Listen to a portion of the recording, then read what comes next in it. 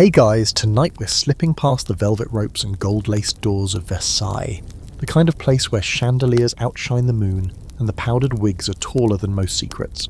And believe me, there are a lot of secrets.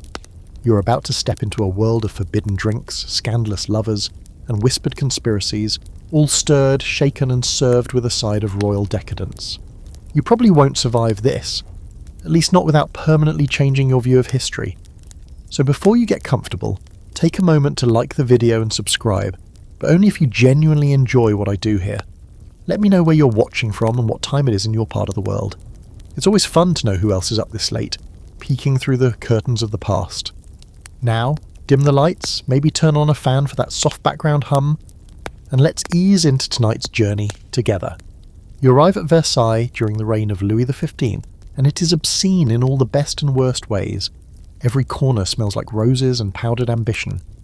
You walk through golden halls past mirrors so polished they reflect even your most fleeting doubts. Everything is for show, especially the people. But tonight you're headed to a less public stage, the private apartments where the king's mistress resides. More specifically, his favourite mistress, Madame de Pompadour. She's waiting in her salon, dressed in a pale green gown with embroidered gold vines twisting up the bodice.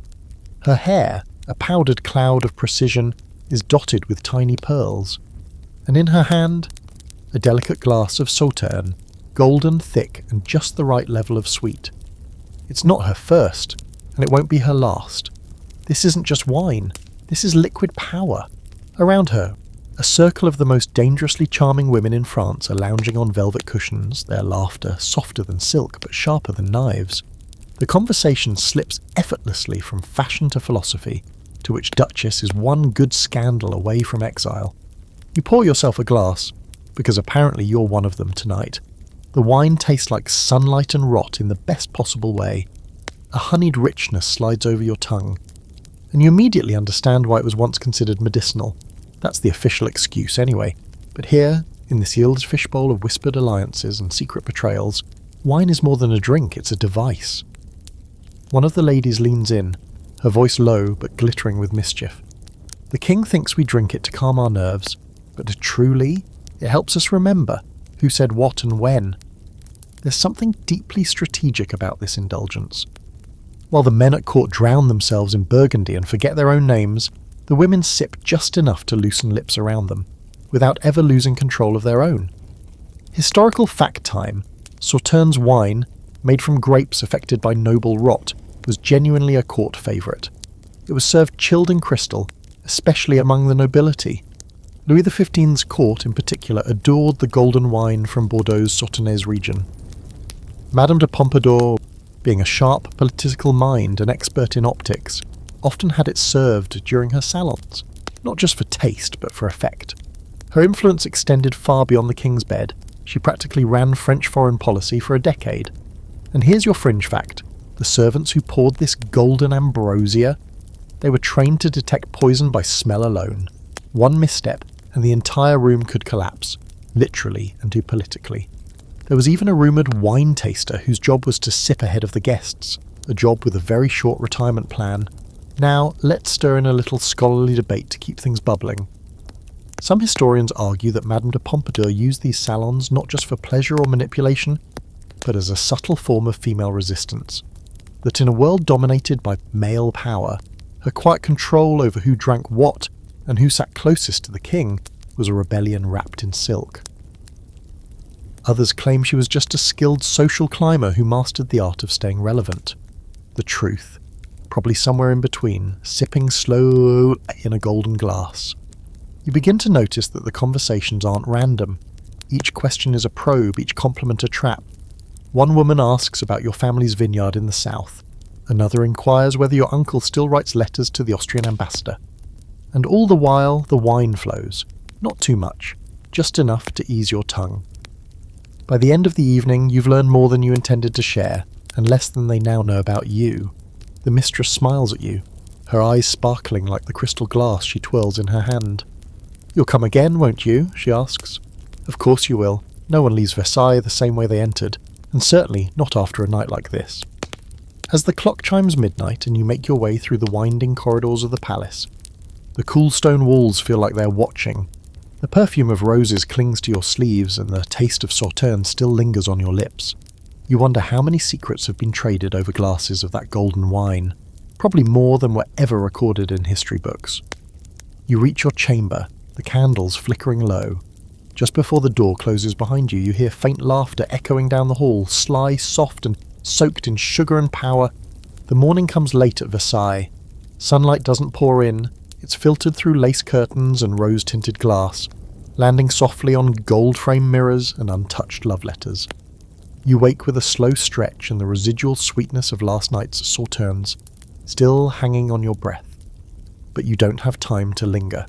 Today you're being escorted to a quieter part of the palace where the air is heavier and the secrets more fermented. This time, you're not in the salon with witty barbs and perfumed sighs. You're in a more intimate space, Madame de Pompadour's private chamber, the one where she doesn't entertain nobility or diplomats, just the king. And tonight, you. She's already there, curled into a high-backed chair that looks more like a throne stolen from a dream. She gestures to the side table without a word.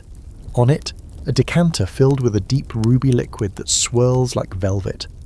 2 glasses are waiting. You pour one. It smells rich, fruity, yes, but also faintly floral. And there's a curious whisper of spice that tingles your nose. Clove, maybe? Cinnamon? No. Something warmer. Something darker. It's an aphrodisiac, she says plainly. Or so the apothecary swears. I think it just makes the heart race and the lips looser. You raise an eyebrow. She smirks. Oh, don't worry. I've tested it on 3 dukes and 1 bishop. Worked on all of them, except the bishop. He was more into flagellation than flirtation.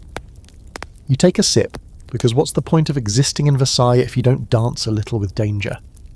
The drink is thick and strange, like mulled wine that went on vacation through Persia. There's a hint of rosewater, a touch of cardamom, and something else, something you can't quite place. And that's the point. These concoctions were built on mystery. Apothecaries in 18th century France were half pharmacists, half sorcerers. They sold tinctures and tonics with labels like liqueur de volupté and elixir d'amour, each promising passion, fertility, or unspeakable pleasure, depending on who was asking. Some were harmless, honey, wine, herbs. Others, not so much. Cantharides, also known as Spanish fly, was a popular inclusion. Made from crushed blister beetles, it was said to inflame desire. It also inflamed internal organs and, in too high a dose, caused death. Sexy. Tonight's elixir, according to Pompadour, came from a monk who traded it for a diamond ring and a favour she never cashed in. He told me it was made for Cleopatra, she whispers, as if this adds credibility. Maybe it does. You start to feel warmer, not drunk, not dizzy, just aware. Your fingertips are more sensitive. The sound of her voice is clearer. The way she says your name sends a tiny spark down your spine. You're blushing, she says. That's a good sign, or a bad one, depending on what you plan to do with it. You laugh. A little too loudly. She pours more. Here's your historical tidbit. Madame de Pompadour was obsessed with staying in Louis XV's favour, long after their physical relationship ended. She maintained her role as his chief companion and political advisor by curating intimacy in other ways, through music, art, and yes, drinks like these. Some letters suggest she commissioned custom aphrodisiac recipes, not for seduction, but as a test. Trial runs for drinks she would then pass on to the king's newer lovers. If they worked, he was easier to manipulate. If they didn't, well, she had a new excuse to redecorate her chambers and try again. And your fringe fact. One of the ingredients believed to be in these aphrodisiac elixirs was ambergris, a waxy substance from the intestines of sperm whales. Yes, whales. It smells earthy and slightly sweet, and in the 1700s it was thought to enhance mood and libido. Probably because it cost a fortune and made people think they were feeling something. Still, the idea of sipping romance-infused whale guts adds a whole new level of weird to your goblet. But here's where things get hazy and juicy. Scholars have long debated whether these aphrodisiacs were actually effective, or if their power lay in suggestion. Was it the herbs, the placebo, or was it the context, the silk sheets, the candlelight, the whispered promises of eternity that came with a sip? You're still sitting across from her when she stands and walks to the window. her gown whispering secrets across the floor. She doesn't speak for a long moment, and you feel the elixir pulsing softly through your veins, as if it's alive. "He doesn't look at me the way he used to," she murmurs, voice barely louder than the rustle of leaves outside. But he still listens, and that's more valuable. It hits you then that this drink is less about arousal and more about armour. She's not trying to seduce you, she's showing you the tools of her trade. Influence wrapped in flirtation. Power poured by the glass. You finish your second pour and feel the weight of everything. The heavy drapes, the invisible expectations, the centuries of women who've tried to hold a king's attention with nothing but charm and chemistry. The moment ends, not with fireworks, but with a gentle touch on your wrist and a soft, "good night." You're dismissed, not unkindly, but decisively. She's done showing her cards, and you've just sipped a centuries-old strategy.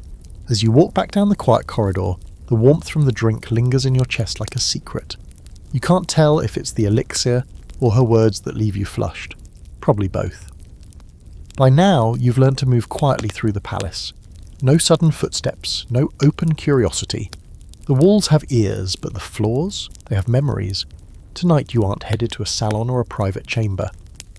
You're going deeper, past the glimmering courts and gold-trimmed libraries, into a candle-lit corridor that smells faintly of spilled perfume and bad decisions. You arrive at an antechamber behind a closed door, music thumping softly on the other side. There are muffled giggles, and something clinks, glass on glass. You're let in by a girl wearing more ribbon than dress. She doesn't ask your name. She just winks and leads you through a velvet curtain into a world very few ever see, the unofficial royal after-party. This isn't Versailles anymore. Not really. This is the underbelly of it. Here, in the early hours of the morning, the rules blur like cheap ink in spilled wine. And at the centre of it all, champagne. It's not served in flutes like you'd expect. It's poured into wide coupes. Legend has it those were moulded after the bust of Madame de Pompadour herself. Maybe it's true.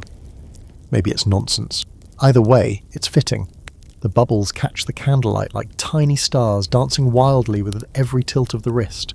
A woman with auburn curls slides beside you. She's not nobility, not exactly. More like nobility adjacent. The kind of mistress whose power lies in being underestimated. Her name? Doesn't matter. She'll have another by morning. "You haven't really been here," she says, raising her glass. Until you've been drunk on the king's favourite sins, you clink glasses. The champagne hits your tongue, crisp, floral, effervescent, with a flash of something almost metallic at the end. You can taste the vineyard and the vanity in every drop. Here's your fact of the night. Champagne in the 18th century wasn't the refined, predictable fizz you know today. It was still figuring itself out. Bottles exploded often, sometimes in storage, sometimes mid-toast. Winemakers called it le vin du diable, or the devil's wine. Naturally, that only made it more alluring to the French aristocracy. The danger was part of the draw. And yes, Louis XV loved it. He had entire cellars dedicated to bubbly, and his mistresses had free access. That meant the women closest to power were also the ones who decided how champagne was served, when it was served, and perhaps most importantly, with whom. You look around the room and start to notice the rituals. No one finishes a glass all the way. Every drink ends with a flick, a laugh, a secret shared behind a fan. Some women spike theirs with fruit syrups, others with herbs or tinctures meant to heighten clarity or dull emotion, depending on the night. Here's your fringe fact. There was a brief glittering period where champagne was believed to be an aphrodisiac and a contraceptive. Don't ask for the science, it doesn't exist. But women at court would often down a coupe before, courtship, believing the bubbles helped prevent consequences. Medical nonsense, absolutely, but fascinating, always. Tonight's gathering feels half orgy, half political strategy session. You overhear a countess plot her husband's reassignment while feeding a courtesan sugared violets. A former nun-turned mistress explains how she gets away with serving exactly 3 glasses of champagne to foreign diplomats. 1 for charm, she says, 2 for distraction, 3 for compliance. Someone pulls you onto a chaise, and before you can protest, another glass is placed in your hand. This one is different, warmer, with notes of honey and elderflower. You sip. The bubbles are slower, more luxurious. Someone behind you whispers that it's from a small estate owned secretly by the Comtesse du Barry, Louis VIII's final official mistress. Now there's a story. Madame du Barry didn't just drink champagne, she weaponized it. During her reign, she had an entire side cellar of affection vintages, each blend designed for a specific kind of encounter. Reconciliation, seduction, deception. She even named them. One was called Silence, another Promise. The rarest? A champagne called Goodbye, only poured after a man's last night in her bed. And here's where scholars love to argue. Was the Comtesse just a spoiled favourite with expensive taste? Or was she a master of social chemistry? One school claims she had no real influence, just a pretty face and good luck. Another insists she ran a private intelligence network through her staff, using her champagne-fueled salons to extract confessions, alliances and blackmail. You're inclined to believe the latter. The women here aren't drunk, they're in control. Every giggle is calculated, every pour is timed. The champagne isn't making them reckless, it's making you believe they are. That realization sobers you a little. Enough to notice the discreet side doors, the hand signals between servers, the way glasses are swapped and labelled like potions. Someone whispers in your ear, "Don't drink the gold-rimmed ones. Those are for men she wants to forget." You casually slide your glass away and switch to a silver-rimmed coupe. By now, the music has softened. Most of the guests have paired off or drifted to the corners.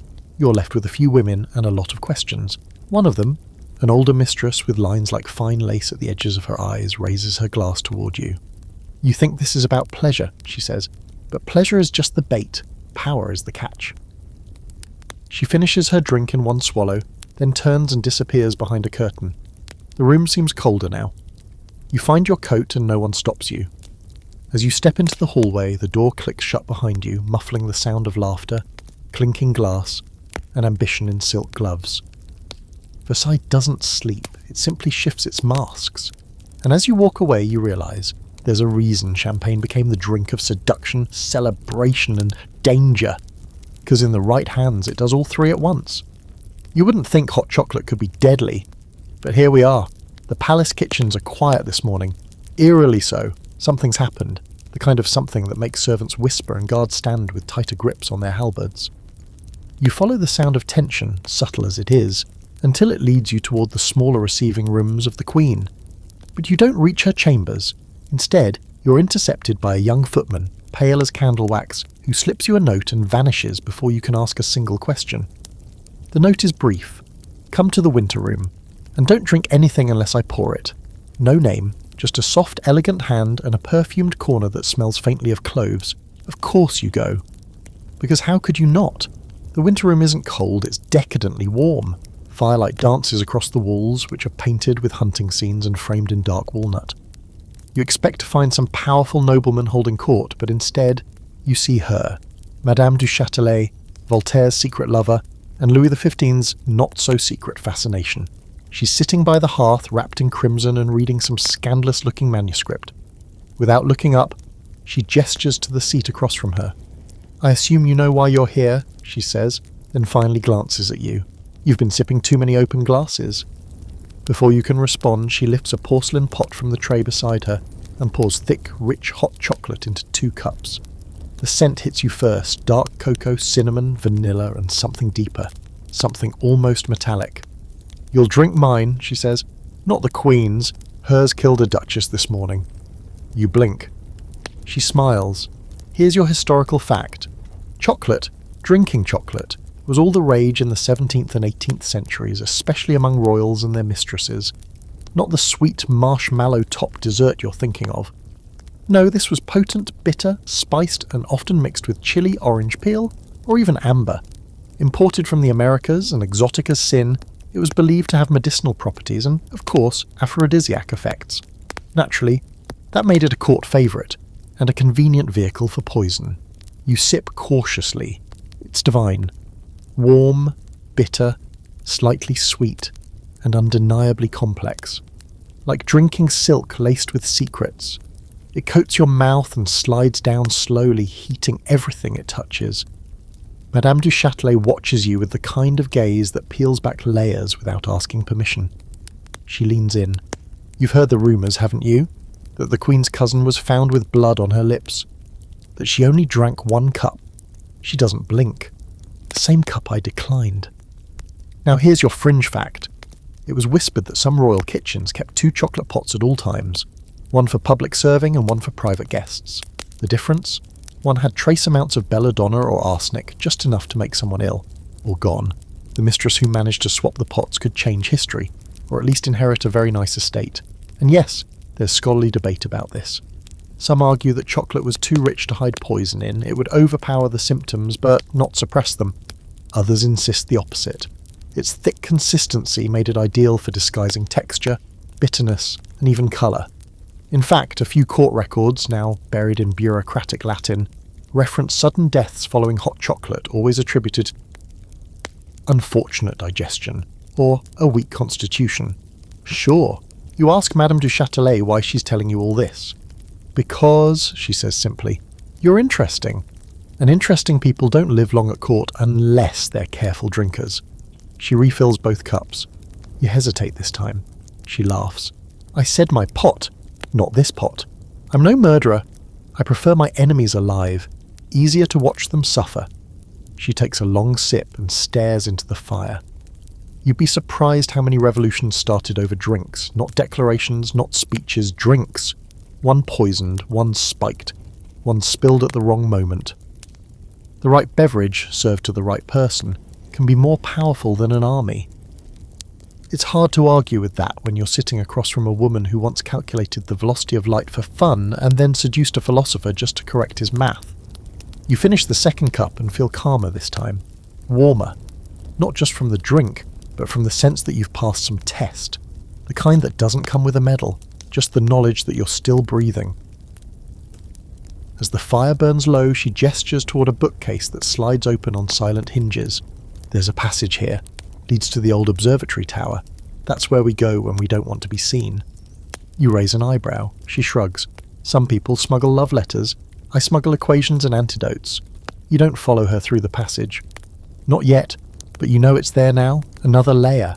Another entry point into a world of shadows, calculations and quietly boiling cups of treachery. On your way out of the winter room, you pass 2 servants carrying trays of chocolate cups, this time for the Queen's mid-morning guests. You watch them closely, wondering which pot it came from, which cup might end a scandal, a marriage or a monarchy. Hot chocolate, the most innocent drink in the world, unless it isn't. And just before the door clicks shut behind you, you swear you hear Madame du Châtelet mutter, "Next time, we try it with pomegranate." There's a green shimmer on the edge of your vision. It might be the candlelight reflecting off glass, or it might be something else. You're not sure anymore? Not after last night? Not after the chocolate? You've been summoned again, but this time the instructions are even stranger. Wear no perfume, speak to no one, come alone. The handwriting is jagged, impatient.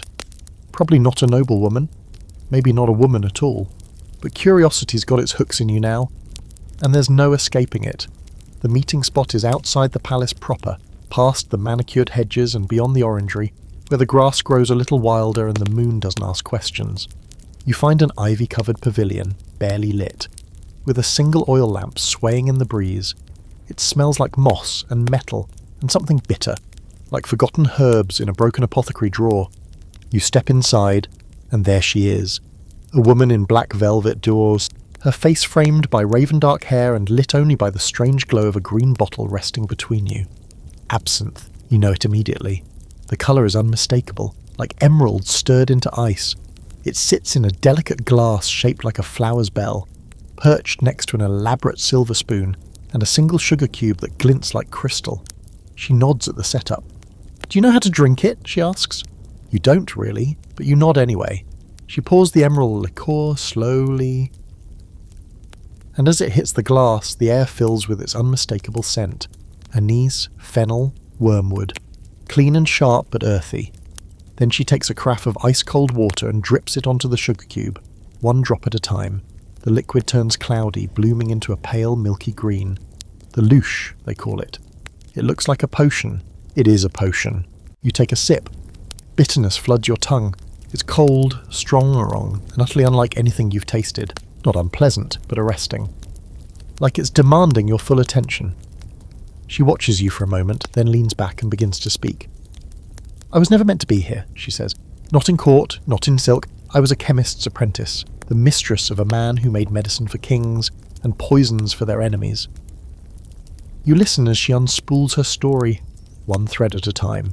She was never officially recognised, never painted into any grand portrait, but she was there, in the shadows behind the throne, advising, manipulating, whispering into ears that held the fate of empires.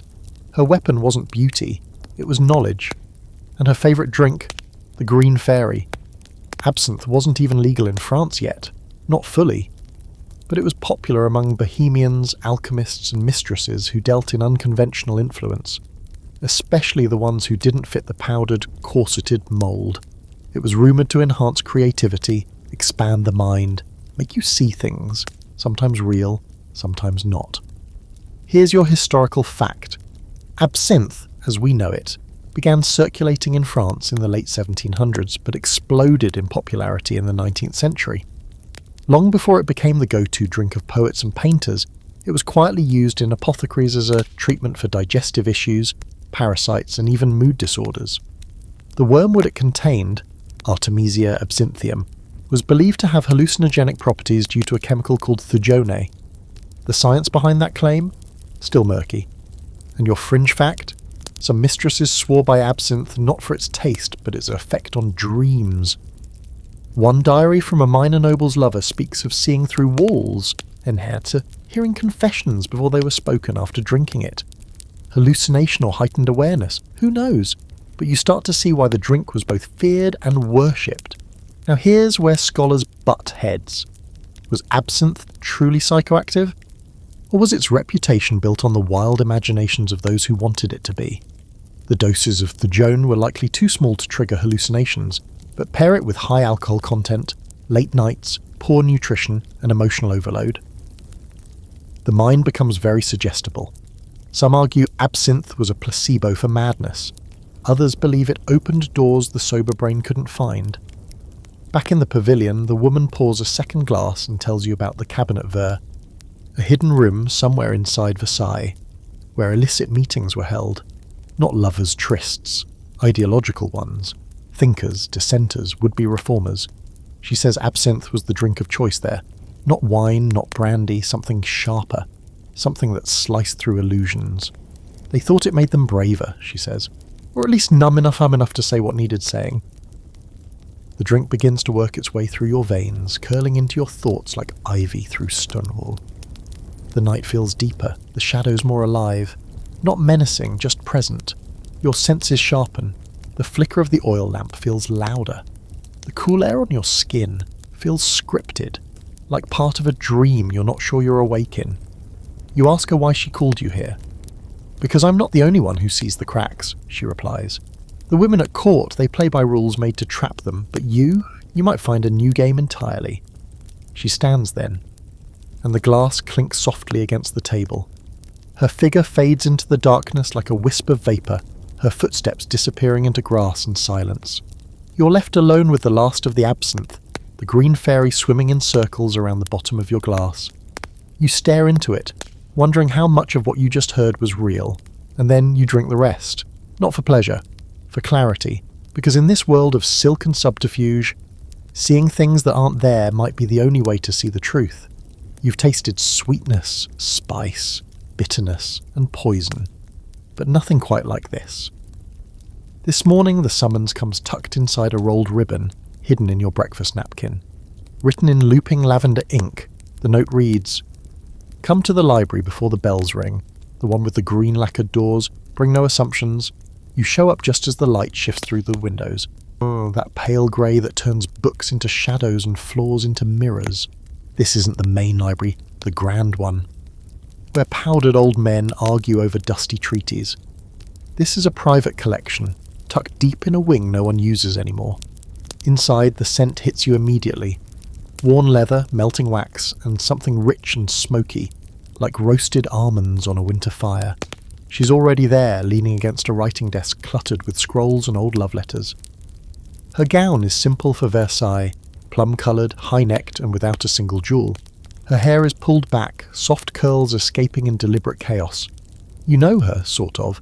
She's the widow of a former minister, long out of favour, but somehow still around. Some say she keeps herself in court by being clever. Others say it's the coffee. Yes, coffee. She lifts a small porcelain cup and takes a slow sip, closing her eyes like she's tasting a memory. Then she hands you one. Try it, she says. It's Turkish, brewed with cardamom and just a hint of salt, keeps the tongue sharp and the mind sharper. You cradle the cup. It's hot, almost too hot to hold. The scent is mesmerizing, dark, rich, earthy. You sip.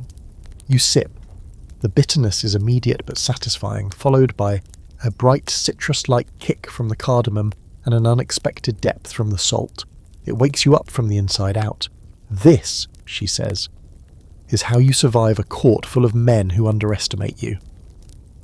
Now here's your historical anchor. Coffee reached European courts in the 17th century, but didn't truly explode until the 18th. While men claimed coffee houses as their intellectual salons, women, especially mistresses, found their own ways to consume it privately. In France, it was scandalously associated with the exotic East, with Ottoman mystery and intrigue. A woman drinking Turkish-style coffee in her chambers? That was intentional. It signalled she was in the know, worldly, thoughtful, not to be trifled with. And here's your fringe fact. Some women at court used coffee as a kind of emotional mask. It kept them alert, yes, but also slightly detached. There are reports of mistresses sipping it while being scolded by queens, while enduring tedious court dinners, even while arranging affairs of both the state and the heart. One countess reportedly claimed it made her as sharp as a blade, and twice as cold. The widow smiles as you finish your first cup and offers a second, already poured. You take it, slower this time. The first one energized your senses, the second one seems to rearrange them. She leans forward. Now the trick isn't just in drinking it, it's in knowing when to. You serve wine when you want to be loved, champagne when you want to be desired, but a coffee? Her eyes glint. Coffee is for a strategy. She tells you about her time in Vienna, how she learned to brew it directly over hot coals, how the men laughed until they realized she could quote law texts and out-debate them. She recounts in delicious detail how she once invited the Queen's favourite lady-in-waiting to a quiet breakfast of coffee and fig cakes, and walked away with 3 new allies and a royal stipend for spiritual guidance. You ask if she ever uses it as a weapon. She tilts her head. Does knowing more than they do count? There's scholarly debate here too. Some historians argue that coffee gave women a kind of autonomy at court, a reason to rise early, to avoid the rituals of wine-fueled evenings, to create their own small circles of power. Others think it was just another fashion trend. But those others likely never read the private correspondences where mistresses scheduled political conversations for the coffee hour, which came just after morning prayers and before anyone could drink enough to lie convincingly. You hear a clock chime softly in the distance. 1 bell. The widow rises. I have a meeting, she says, brushing invisible dust from her sleeve. A bishop who needs convincing. I'll bring tea. He thinks it's more virtuous. She moves toward the door, but pauses. You should keep drinking it. Coffee, I mean. You'll need it. The next few nights, they're not gentle. Then she's gone, her steps echoing down the marble corridor like a metronome of mystery. You linger in the library a while longer. The cup still sits in your hand, faint traces of dark brown clinging to the porcelain. You swirl it absent-mindedly, watching the ground settle at the bottom, forming odd, swirling patterns, like smoke, or maybe fate, and maybe, just maybe, you're beginning to understand the deeper flavours of this place. The drinks aren't just drinks, they're decisions, they're moods, messages, warnings. You finish the last sip and set the cup down gently beside a faded copy of The Art of War, knowing exactly what that pairing means. Somewhere in your mind, you still associate Mead with Vikings, horns raised, beards dripping, bellowing to the gods. You don't expect it to show up in Versailles, much less in a perfumed chamber lined with embroidered pillows and pale silk. And yet here you are, holding a goblet of golden mead while a royal mistress discusses the temperature of her bees. Yes, her bees. She's known only as La Rose de Lune, in court whispers, a nickname she leans into, dressing exclusively in soft pinks and moonlit silver, claiming to sleep only in the hours between midnight and dawn. Her real name has been scrubbed from the records, perhaps because it was never written there in the first place. She came from somewhere in the countryside, no one agrees where, and somehow landed in the palace gardens, charming a minor duke who eventually vanished under mysterious weather-related circumstances. Now she lives in a suite overlooking the orchard, surrounded by lace, mirrors, and an unusual number of beehives. She keeps them herself, dressed in organza and a lace veil instead of a beekeeper's hood, guiding the creatures with gentle movements and a low melodic hum. Mead, she says, handing you the cup, is the oldest drink. It predates wine, predates bread, predates names. You sip. It's thicker than wine, honey sweet but not cloying. There's an herbal note, something you can't quite name. It tastes like sunlight caught in amber. Like something that was never meant to be tamed. She reclines beside you on a mound of pillows. I serve it only to people I trust, or want to confuse. You're not sure which category you fall into, and you decide not to ask. Here's your historical fact. Mead truly is one of the world's oldest alcoholic beverages, made by fermenting honey with water, and often infused with herbs, spices, or fruit. In ancient societies, from Egypt to the British Isles, it was associated with fertility, strength, and sometimes divine favour. While its popularity faded in Western Europe with the rise of wine and beer, it never disappeared entirely. In certain court circles, especially among women with literary or pagan interests, mead made a curious comeback in the 18th century as a drink of myth and mystery. And the fringe fact? Some women, like La Rose de Lune, brewed it themselves, quietly, secretly. The hives hidden behind garden hedges weren't just a hobby, they were a form of independence. Owning bees meant owning sugar. Owning sugar meant power, especially in a court where sweetness was currency. One mistress even used mead as an aphrodisiac, infusing it with rose petals and mugwort, and offering it only to lovers she wanted to remember or curse. La Rose leans closer. The bees choose who they sting, she whispers. They know energy. They don't waste poison on the wrong people. You believe her. Probably more than you should. There's an open debate among scholars about these mead mistresses. Were they fringe players, eccentrics tolerated for their novelty? Or were they quiet revolutionaries, using their knowledge of fermentation, flora and folklore to hold space in a system that offered them almost nothing? Some letters suggest these women exchanged recipes and ritual drinks across countries using coded language and herbal trade to stay connected. Others say that's just romantic nonsense. But then again, most of history's best secrets start as nonsense. She shows you her brewing room, tucked behind a hanging tapestry. It smells like herbs drying in summer heat, lavender, thyme, and something sharper, maybe wormwood. Glass bottles of golden mead are stacked in precise rows, each labelled with a symbol rather than a name. A crescent moon, a hawk feather, a spiral. I don't label them by flavour, she says, almost apologetically. I label them by use. You run your fingers along a bottle with a sunburst etched into the wax seal. What's this one for? Ambition, she replies. Very dangerous if you drink it after dusk. She lets you taste one with a violet symbol. It's lighter, almost floral, with a strange cooling effect that lingers on your tongue. She watches your reaction carefully, like a painter studying the first brushstroke. You're harder to read than I thought, she says. Most people flinch when they taste truth. The evening deepens outside the windows. You can hear the distant clinking of crystal from the main hall. But here the world feels sealed in honey. Quiet, watchful. She pours one more glass for each of you, this time from a plain unlabelled bottle. The mead is darker, almost amber red, and it smells like firewood and forgotten songs. Drink this, she says, and you'll remember things you've never lived. You hesitate, but only for a second. The mead is thick, syrupy, and impossibly ancient. You close your eyes, and for a moment you're not in Versailles. You're somewhere older, a stone circle, a midsummer night, a sky full of stars that seem to hum when you breathe. Then it's gone. You blink and you're back in the softly lit room, the mistress smiling behind her glass. See, she says, you understand now why I don't serve champagne. The bees buzz softly just beyond the window, circling their hives like sentinels. The mead has warmed your chest, slowed your thoughts, made you feel like you're floating just slightly above yourself. Not drunk, not dreaming, just drifting. She walks you back to the hallway herself, barefoot, her steps barely touching the floor. Before you go, she presses a small vial into your hand. In case you need to remember something, she murmurs. You don't ask what's inside. You already know. Back in your own quarters, the taste of honey still lingering in your mouth. You finally begin to understand what's happening here. These drinks, they're more than indulgence. They're magic. And the women who serve them? They're witches in silk gloves, rewriting power one sip at a time. You've barely slept. Maybe it's the mead. Maybe it's the steady stream of secrets disguised as drinks. Or maybe it's the growing suspicion that none of this is coincidence.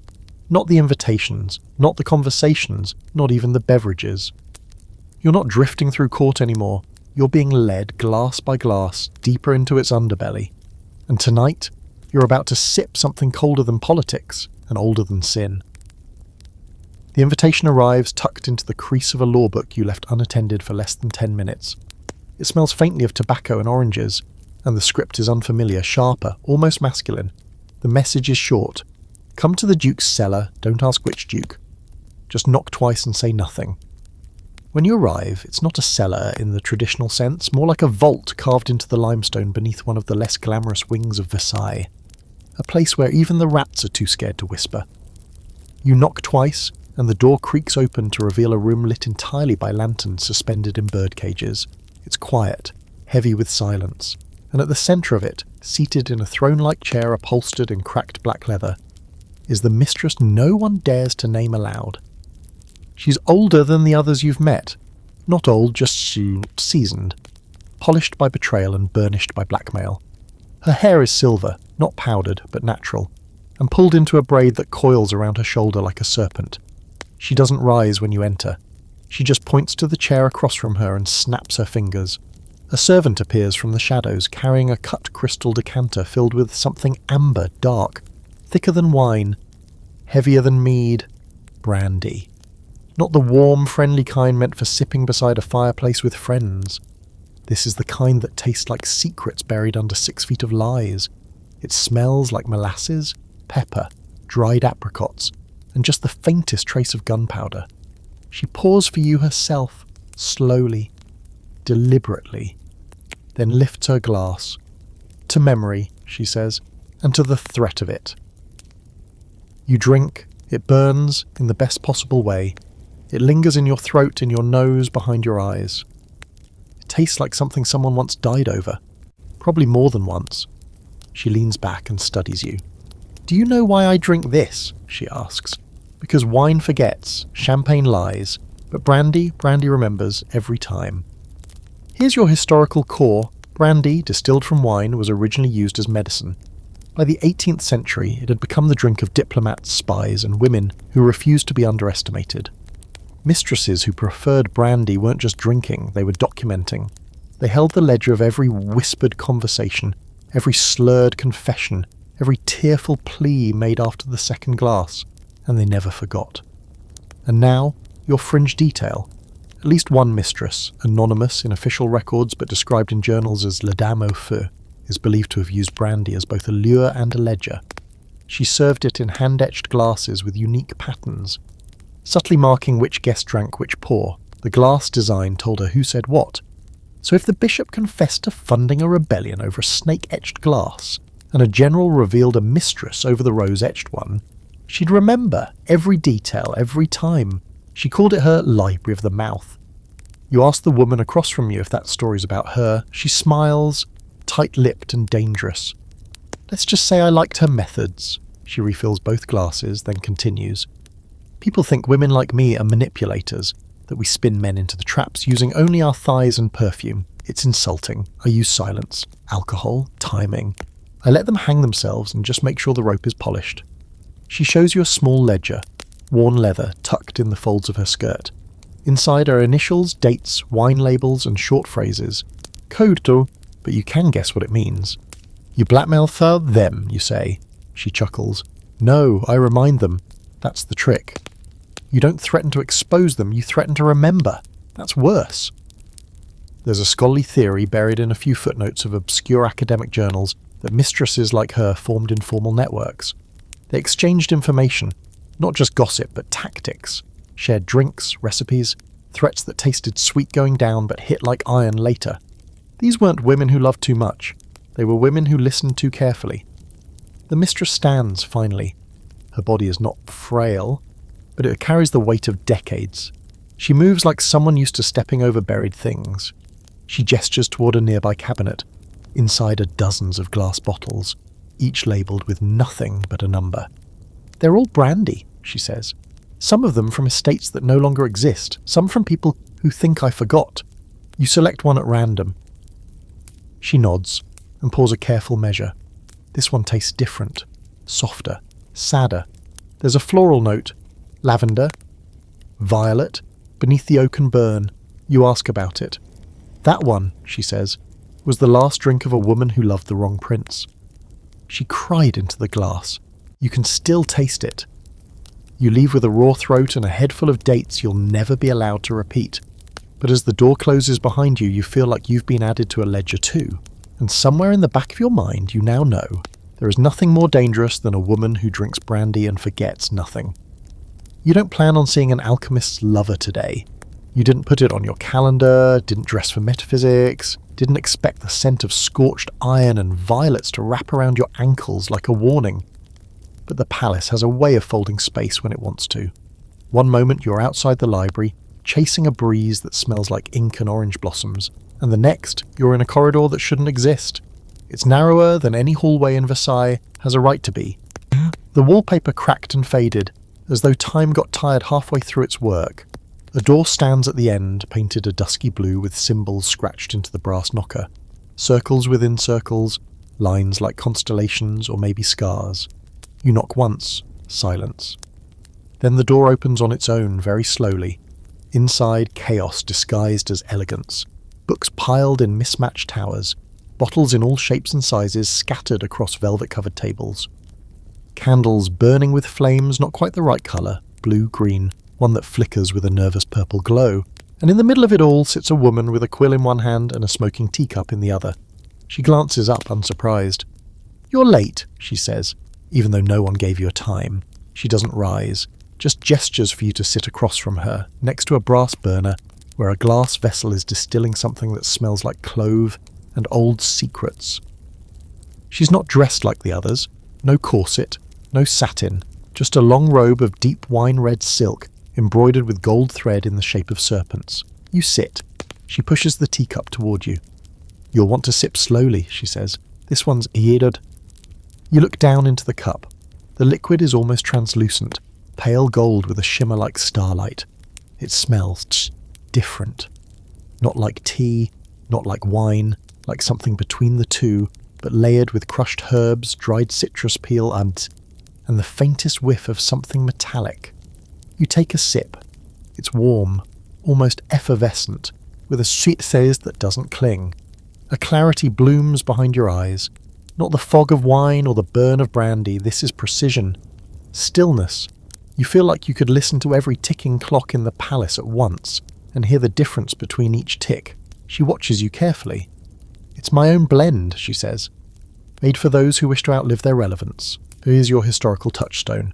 During the 17th and 18th centuries, European courts were awash in rumours of elixirs that could slow aging, prolong youth, or grant immortality. Most of them were nonsense. Spices dissolved in brandy, crushed pearls mixed with rosewater. But the belief persisted, especially among the powerful. Because when you've reached the top, the only thing left to fear is time itself. This mistress, her name not spoken, only written in coded correspondence, claims to have been the lover of a royal alchemist, or perhaps she was the alchemist and he the decoy. That's the trouble with secrets. They were good at costume changes. She shows you a shelf of bottles labelled with strange symbols. Stars and suns and upside-down hearts. "These are formulas," she says. "For clarity, for memory, for deflection, each one built with intent, you miss. Drink the wrong one at the wrong time and you disappear. Not die, just fade." And here's your fringe fact. One particular blend, traced in an obscure inventory list from the court of Frederick the Great, was described as a liquor distilled from saltpeter, sage, and the dried tears of peony roots. It was rumoured to make its drinker immune to poisons for one lunar cycle. Ridiculous, yes. And yet, the recipe reappears in at least 4 different court apothecaries centuries apart. You ask if she believes in immortality. "I believe in preservation," she says. Of influence, of memory, the body fails, but the story doesn't have to. She tells you she's been writing her own history, encrypted in symbols hidden in the margins of court documents. Recipes masked as poetry, names disguised as constellations. She's been drinking her own elixirs for years. Not to live forever, she claims, but to linger longer than expected. She hands you a small phial, clear glass with a pearlescent shimmer, like moonlight trapped in syrup. "I'm giving you this," she says. "Not because I trust you, but because you've survived this long. That counts for something." You ask what it does. She smiles. "Depends when you drink it." There's scholarly debate, of course. Most historians dismiss these elixirs as symbolic, metaphorical, a clever woman's way of controlling narrative. But there's a growing school of thought that insists some of these formulas contained psychoactive compounds derived from ancient plants now nearly extinct. That the women who brewed them weren't playing at magic, they were practicing medicine, philosophy wars, chemistry, and rebellion all at once. You sip the last of the golden tea, and something tugs gently at your awareness, like a thread being pulled in a room you can't see. Not painful, just present, as though something inside you is unfolding. She nods. That's the part where you stop being a guest and start being a participant. You leave through a different door than the one you came in. It opens into a hallway you recognise, but only just. Everything feels half a step off. The candlelight flickers slower. The air smells faintly of lavender and static. You glance down at the phial in your pocket, still warm, still shimmering. You don't know when you'll drink it, only that you will, because in this palace time doesn't kill you, it forgets you. And now you're not so sure it ever will. The morning is grey and breathless, the kind that feels stolen from somewhere else. Too quiet, too still. A fog has crept over Versailles like a second skin, softening the outlines of everything it touches. You walk through the gardens, past hedges carved like chess pieces, and statues caught mid-conversation, till the palace fades behind you. Today's invitation didn't come in the usual way. No note, no whisper, no servant with darting eyes, just a pressed violet left on your pillow. That's it, and somehow you knew exactly where to go. A narrow path winds toward the old chapel ruins, long abandoned, supposedly off-limits. The door creaks open without resistance.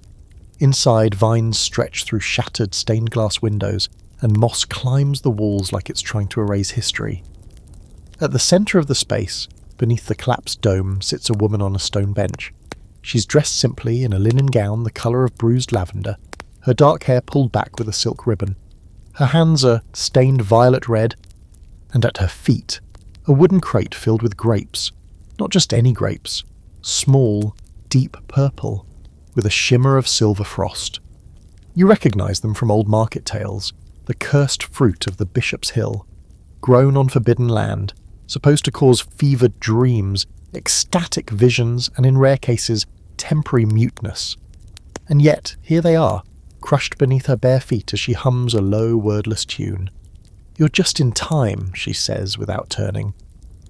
The pressing has to happen before sunrise or it loses its memory. You raise a brow. "The wine remembers?" She finally turns to face you. "No," she says. "It chooses what to forget." She pours the dark juice into a glass and hands it to you, unfiltered, still warm from the press. It smells rich, like night-blooming jasmine and wet earth. You hesitate, but only for a moment. It tastes like ink and thunder. Here's your historical touchstone. Throughout Europe, certain vineyards were seen as sacred, taboo, or outright cursed. Some were tied to old monasteries, others to pagan burial grounds or sites of religious strife. In 18th century France, one such vineyard, now lost to time, was rumoured to produce wine so potent it was banned by the church, labelled heretical. Naturally, it became a favourite among those in court who liked their faith shaken, not stirred. This woman, the mistress of a fallen archbishop, or perhaps a former novice who never took her final vows, claims her vineyard is one of those lost plots, resurrected, hidden, protected by silence and deception. And here's your fringe fact. A royal decree once ordered that wine from this specific parcel be buried rather than bottled, because of its unholy effects on the female mind. Side effects, according to one surviving letter, included impure dreams, midnight wandering, and blasphemous poetry. In other words, it worked. She offers you a second glass, now slightly cooler, and the taste changes. It softens. Notes of plum and something bitter, olive maybe, slide in beneath the sweetness. You feel it settle in your bones, like a story you forgot you knew. "Wine like this isn't drunk," she says softly. "It's confessed." She tells you the land where her grapes grow was once consecrated ground. A battlefield turned monastery turned graveyard turned vineyard. The roots, she claims, feed on memory, on blood, on prayers mumbled half-heartedly in dying breath. The church tried to destroy it, the crown tried to buy it, neither succeeded. You can't own a place like that, she murmurs. You can only ask its permission. She picks up a rosary made of grape stems and cracked amber beads and begins to recite something, not quite a prayer, not quite a spell, more like an incantation meant to keep the wine docile. There's scholarly disagreement, naturally. Some argue that tales of forbidden vineyards are nothing more than political metaphor, used to critique religious hypocrisy or royal decadence. Others suggest these wines were intentionally infused with psychoactive herbs or fermented with unorthodox techniques to create altered states. And a few, just a few, believe the land itself held energy. Residual emotion soaked into the soil, changing not just the fruit, but the drinker. You ask her why she keeps making it if it's dangerous. Because danger is a kind of devotion, she replies, and besides, it's not for everyone, just for those who need to forget the right things. She reaches for a bottle, one of only 3 sitting near the ruined altar, and pours a third glass. This one is cold, the colour darker, almost black. You sip, and it's like biting into a memory, bitter, nostalgic, and inexplicably familiar. You suddenly recall a name you haven't heard in years, a night you thought you'd buried. A choice you never really made. You blink. The moment passes, but something's been shifted. She smiles. That's the vineyard working. It doesn't erase. It reveals what you've been hiding from yourself. Before you leave, she hands you a corked vial of the raw juice, still cloudy, unaged, alive. Keep it close, she says, and don't drink it when you're sad. It turns vicious. The walk back through the mist feels as longer than before. You pass the hedges again, but they seem taller. The statues seem to watch you differently, or maybe they always did. You slip the vial into your coat until it's warm against your chest, like a heartbeat not your own, and you realise this wasn't just a forbidden vineyard, it was a confessional in disguise, and the wine just heard everything. You're beginning to understand that each mistress at court has her own flavour of madness, some wrap it in perfume and pearls, others in riddles and silk, but the one you meet tonight, she wears hers like armour and sells it in bottles. You find her not in a salon or bedroom, but in a warehouse, yes, a literal warehouse, tucked behind the bustling Versailles kitchens. Smoke rises from its chimneys like it's exhaling secrets. The guards outside barely glance at you, which is its own kind of warning. Inside, the air is heavy with spice and steam. Barrels line the walls, and copper stills bubble like cauldrons. This is no parlour trick, it's a full-blown operation. She emerges from the steam like a goddess of industry, bare-armed, booted, and laughing at something a terrified footman just dropped. Her dress is stained with saffron and wine, her hair pinned back with ivory combs carved to resemble flames. She smells like orange blossom and wood smoke, and she carries herself like she invented the concept of profit. "You're late," she says, "so I've already sold your share." She doesn't ask if you want to drink or she hands you a shot glass of liquid so golden it nearly glows. You barely have time to register the scent before it hits your tongue. Heat, honey, citrus, and something sharp, like crushed peppercorns in silk. It burns beautifully. You're awake now. "That's batch 47, she says, wiping her hands on a linen cloth. "I call it the Sauternes wink. The Ottoman ambassador tried it once. He's been writing me love letters ever since." Here's your historical anchor. Saffron wasn't just the world's most expensive spice. It was a symbol of luxury, sensuality, and subversion. Imported from Persia and the Levant, it flavoured everything from rice to liquor to whispered promises. In the 18th century, certain mistresses began experimenting with saffron-infused spirits, not as culinary novelties, but as economic weapons, drinks that couldn't be copied. Aromas that lingered on lips longer than guilt. And here's your fringe fact. One mistress, perhaps this very one, was rumoured to have hidden tiny doses of saffron in her skin cream, her bathwater, and yes, her liquor. The theory that the scent would linger on her lovers' bodies and clothes, subtly marking them as hers.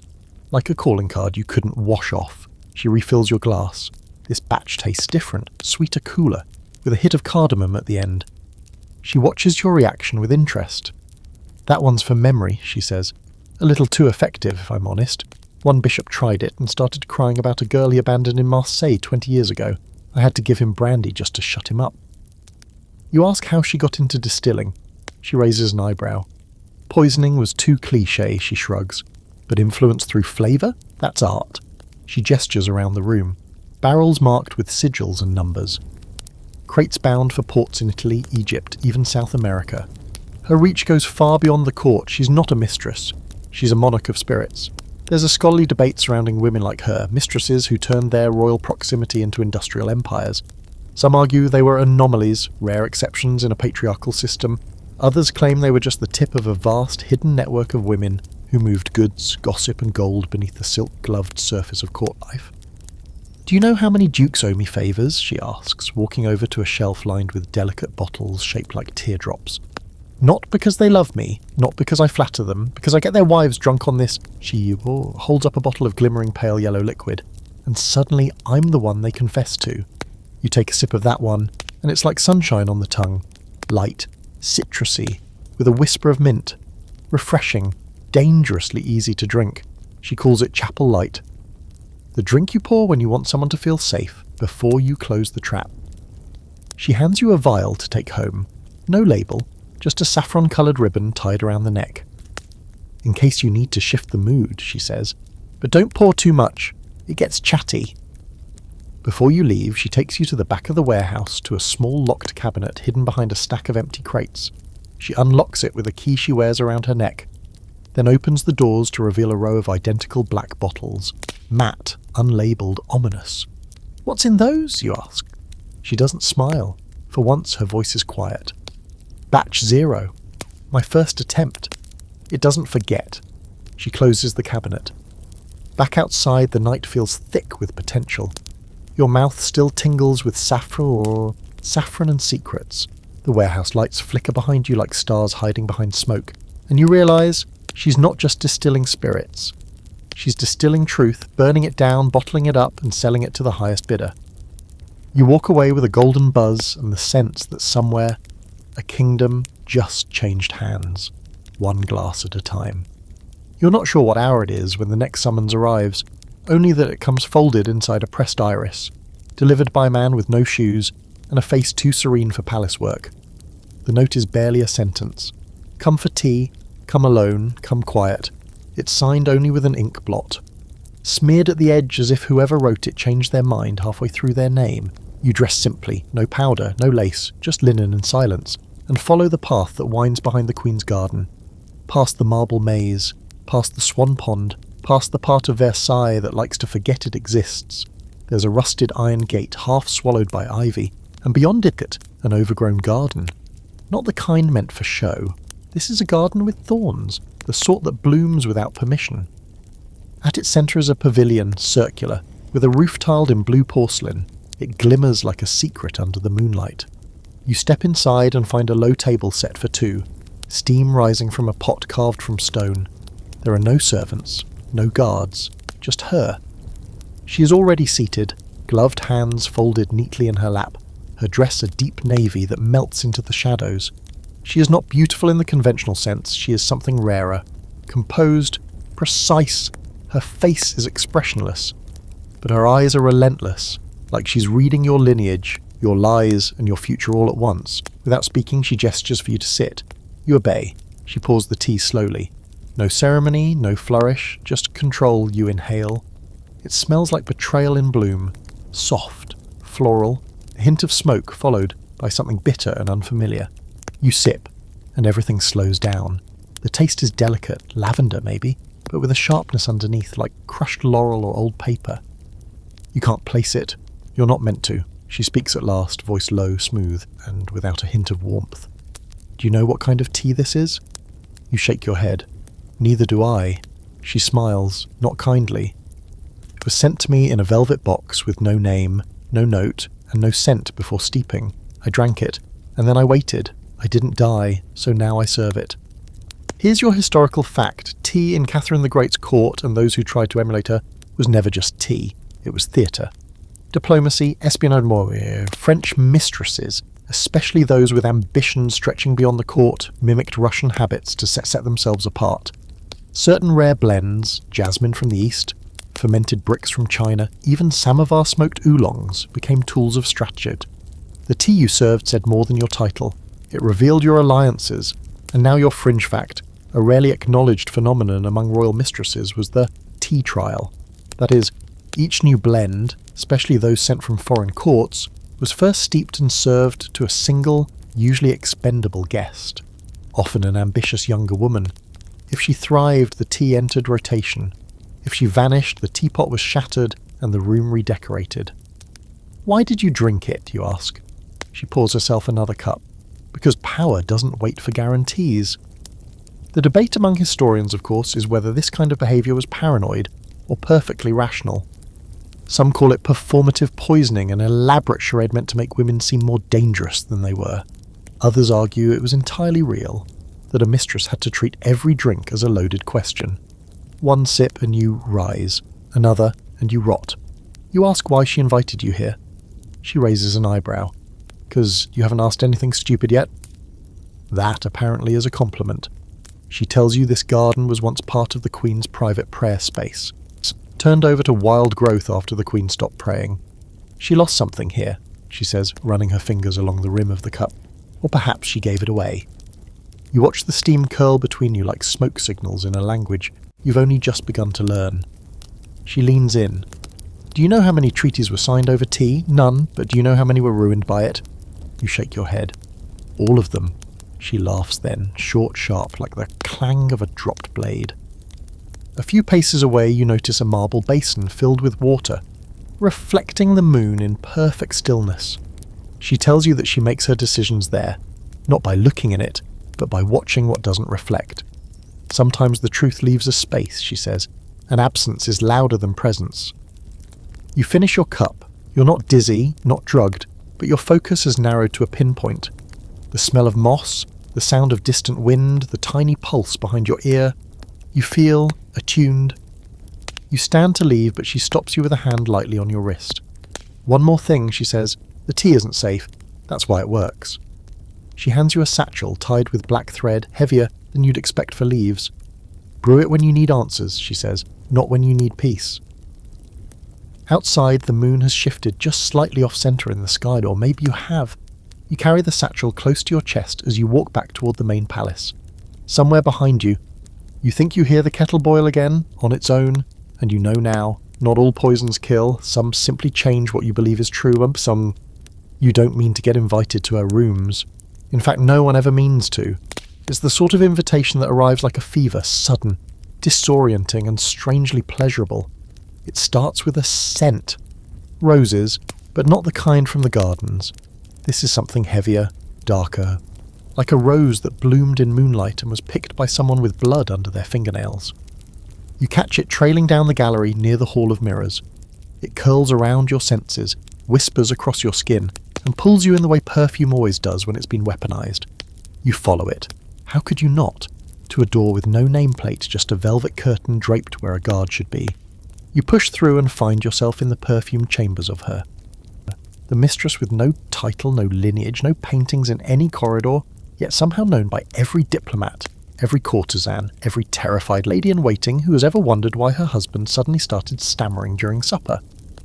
She's reclining on a divan draped in scarlet silk, a single wine glass in her hand, filled with a liquid the colour of candlelight just before it dies. The room is heavy with scent. Roses, sandalwood, and something else, something electric. You're here, she says, not looking up. Good. I hate explaining things twice. She hands you a glass already poured. Smell it first, she says. You do. It's wine, yes, but not like anything you've encountered before. It smells like perfume, not just floral, engineered. A fusion of rose petals, crushed vanilla pods, and violet syrup layered over something deeper. Something animal. You take a sip. The flavour is layered. Sweet, sharp, slightly metallic, like kissing someone with a grudge. Your tongue tingles. Your pulse quickens. You glance at her. She smiles. I invented it, she says. Perfumed wine. Took me 2 years to get the balance right. Too little, and it's just syrup. Too much, and people think they're drinking bathwater. This. She holds up her glass like an offering. This is seduction that lingers. Here's your historical core. The infusion of scent into wine dates back centuries, but it was largely medicinal. In Renaissance Europe, wine was often steeped with herbs and flowers, rosemary for clarity, rose petals for love, cinnamon for digestion. By the 18th century, however, perfumed wine began to emerge as a courtly trend, especially among women who lacked noble birth and needed something more intoxicating than beauty to survive. And now your fringe fact. Some mistresses, this one included, were rumoured to develop their own signature scents through wine. By combining perfumes with specific grapes and herbs, they created drinkable identities, flavours that lingered on lips, in linens, even in memory. One famous account claims a duchess broke off an engagement simply because her fiancé returned from an encounter smelling like another woman's wine. You ask her why she started doing it. Because no one remembers what you say, she replies. They remember how you smelled, how you tasted. She leans forward and pulls a small glass vial from a cabinet shaped like a human heart. Inside is a syrupy substance the colour of garnets, glinting with flecks of gold. She adds 2 drops to your wine. The liquid shimmers and shifts, the scent deepening. Now it smells like roses crushed beneath bare feet on a marble floor. You drink again. It tastes like a confession. She tells you the wine is more than a drink. It's a signature, a mood, a disguise. Some nights she drinks the violet blend to appear delicate. Other nights the orange blossom version to seem warmer, more pliable. But the rose? That's for war. It makes them forget their vows, she says, stretching like a cat across the cushions. Or remember them, depending on what I need. There's scholarly debate around these scented wines. Some claim they were nothing more than novelty drinks, a fad fueled by Eastern imports and women bored with Bordeaux. Others argue these wines were an early form of psychological manipulation. Scent, after all, is the most powerful trigger of memory, and memory can be rewritten. She lets you smell the different vials, each one more intoxicating than the last.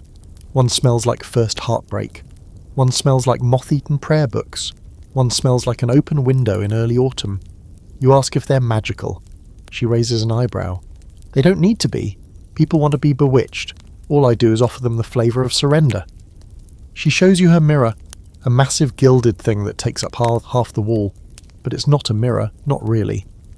It's a collection of crystal flasks suspended in wire, each containing a different wine, each one labelled only with a word. Desire, regret, obedience, hunger, silence. Those are for special guests, she says, the ones who come asking for more than pleasure. You feel a sudden chill, not fear, anticipation. Before you leave, she gives you a bottle of the rose blend, sealed with wax and tied with a silk ribbon. Use it wisely, she says, or don't. Sometimes the best chaos is the kind that smells like roses. As you step out into the hallway, the scent clings to you like a second skin. Heads turn, eyes linger. A footman fumbles his tray. You haven't said a word, you've only passed through, and already you're being remembered. It's one of those evenings where the court tries to pretend it isn't bored. Musicians twang through well-rehearsed minuets. Powdered nobles laugh half a second too late. And everyone is dressed like they're auditioning for a dream they don't believe in anymore. You wander the edges of a party that doesn't quite know what it's celebrating, sipping something too sweet from a glass that smells faintly of glue. You've nearly decided to disappear entirely when you catch sight of her. Not that she's trying to be seen, she never is, but you can't miss her. She's in the middle of a circle of men, all of them clearly thinking they're in control of the conversation.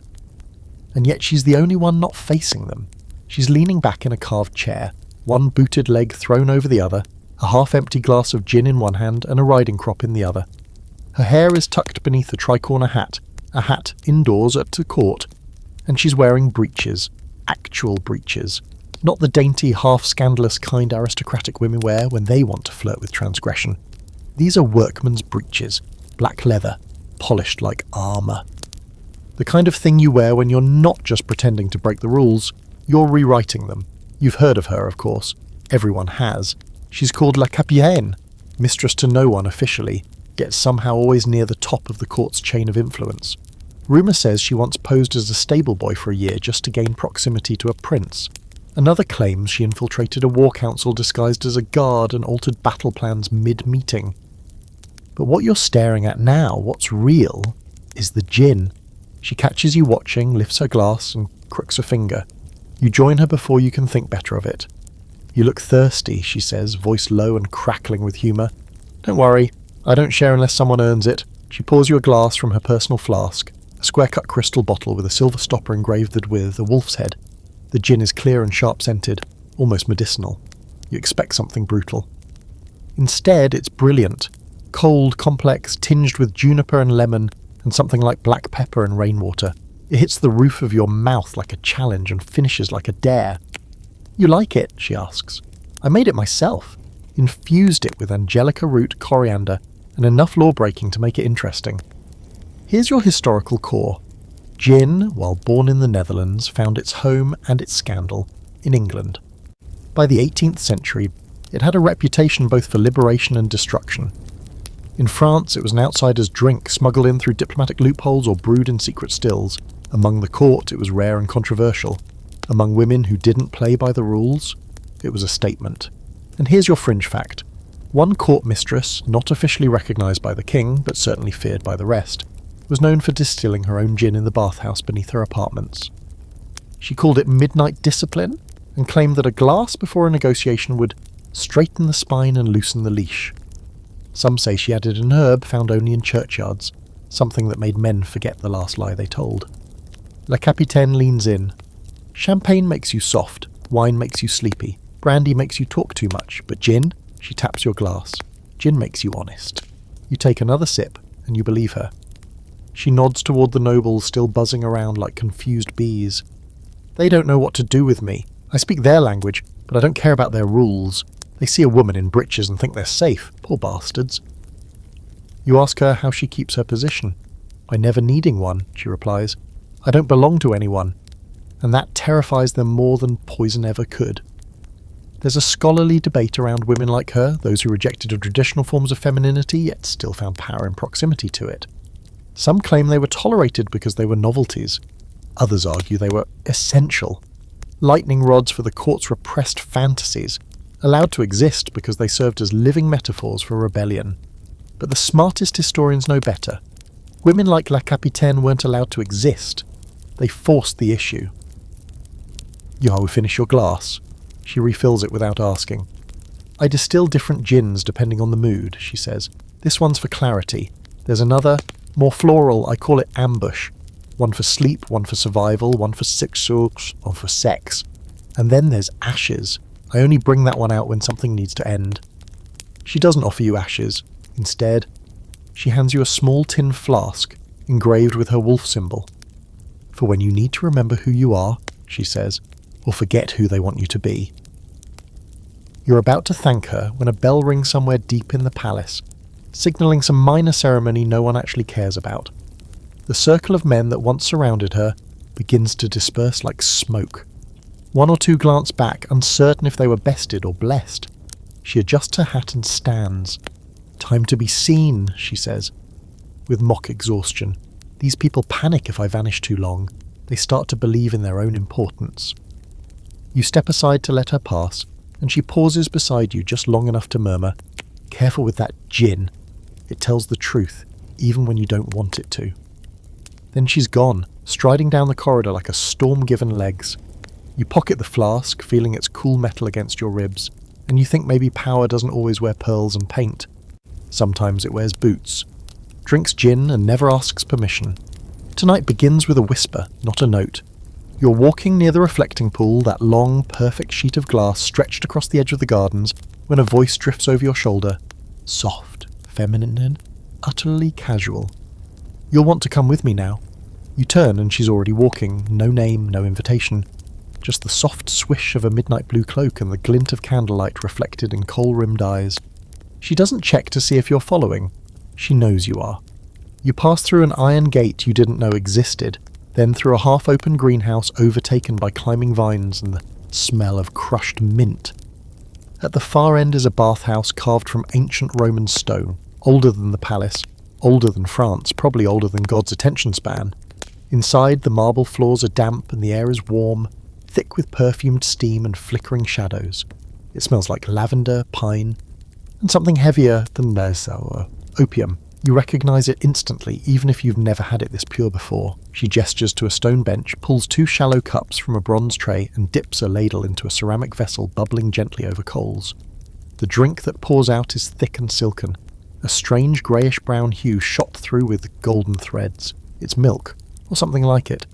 Opium lassie, she says, handing you the cup. Eastern import, reserved for diplomats. And very disappointed lovers.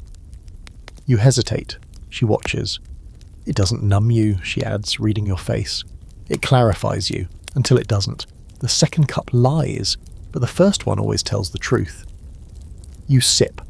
It's like drinking dreams, not sweet but spiced. Nutmeg, poppy resin, clove, and the slow warmth of honeyed milk. It coats your mouth, your throat, your thoughts. You feel your muscles let go, your breathing slow. Not like wine, not like brandy, this is something older. A surrender with rules. Here's your historical thread. Opium in the 18th century was not yet the monster it would become. It was medicinal, recreational, sacred, seductive. In the East, it had long been part of ritual and medicine. In the West, it was making its way into elite circles, hidden in tinctures, mixed into tonics, and yes, sometimes infused into milk-based drinks passed quietly among those who could afford both pleasure and the risk of addiction. And the fringe fact, some mistresses of high-ranking colonial officers, especially those stationed in or dealing with India and China, returned to Europe with habits.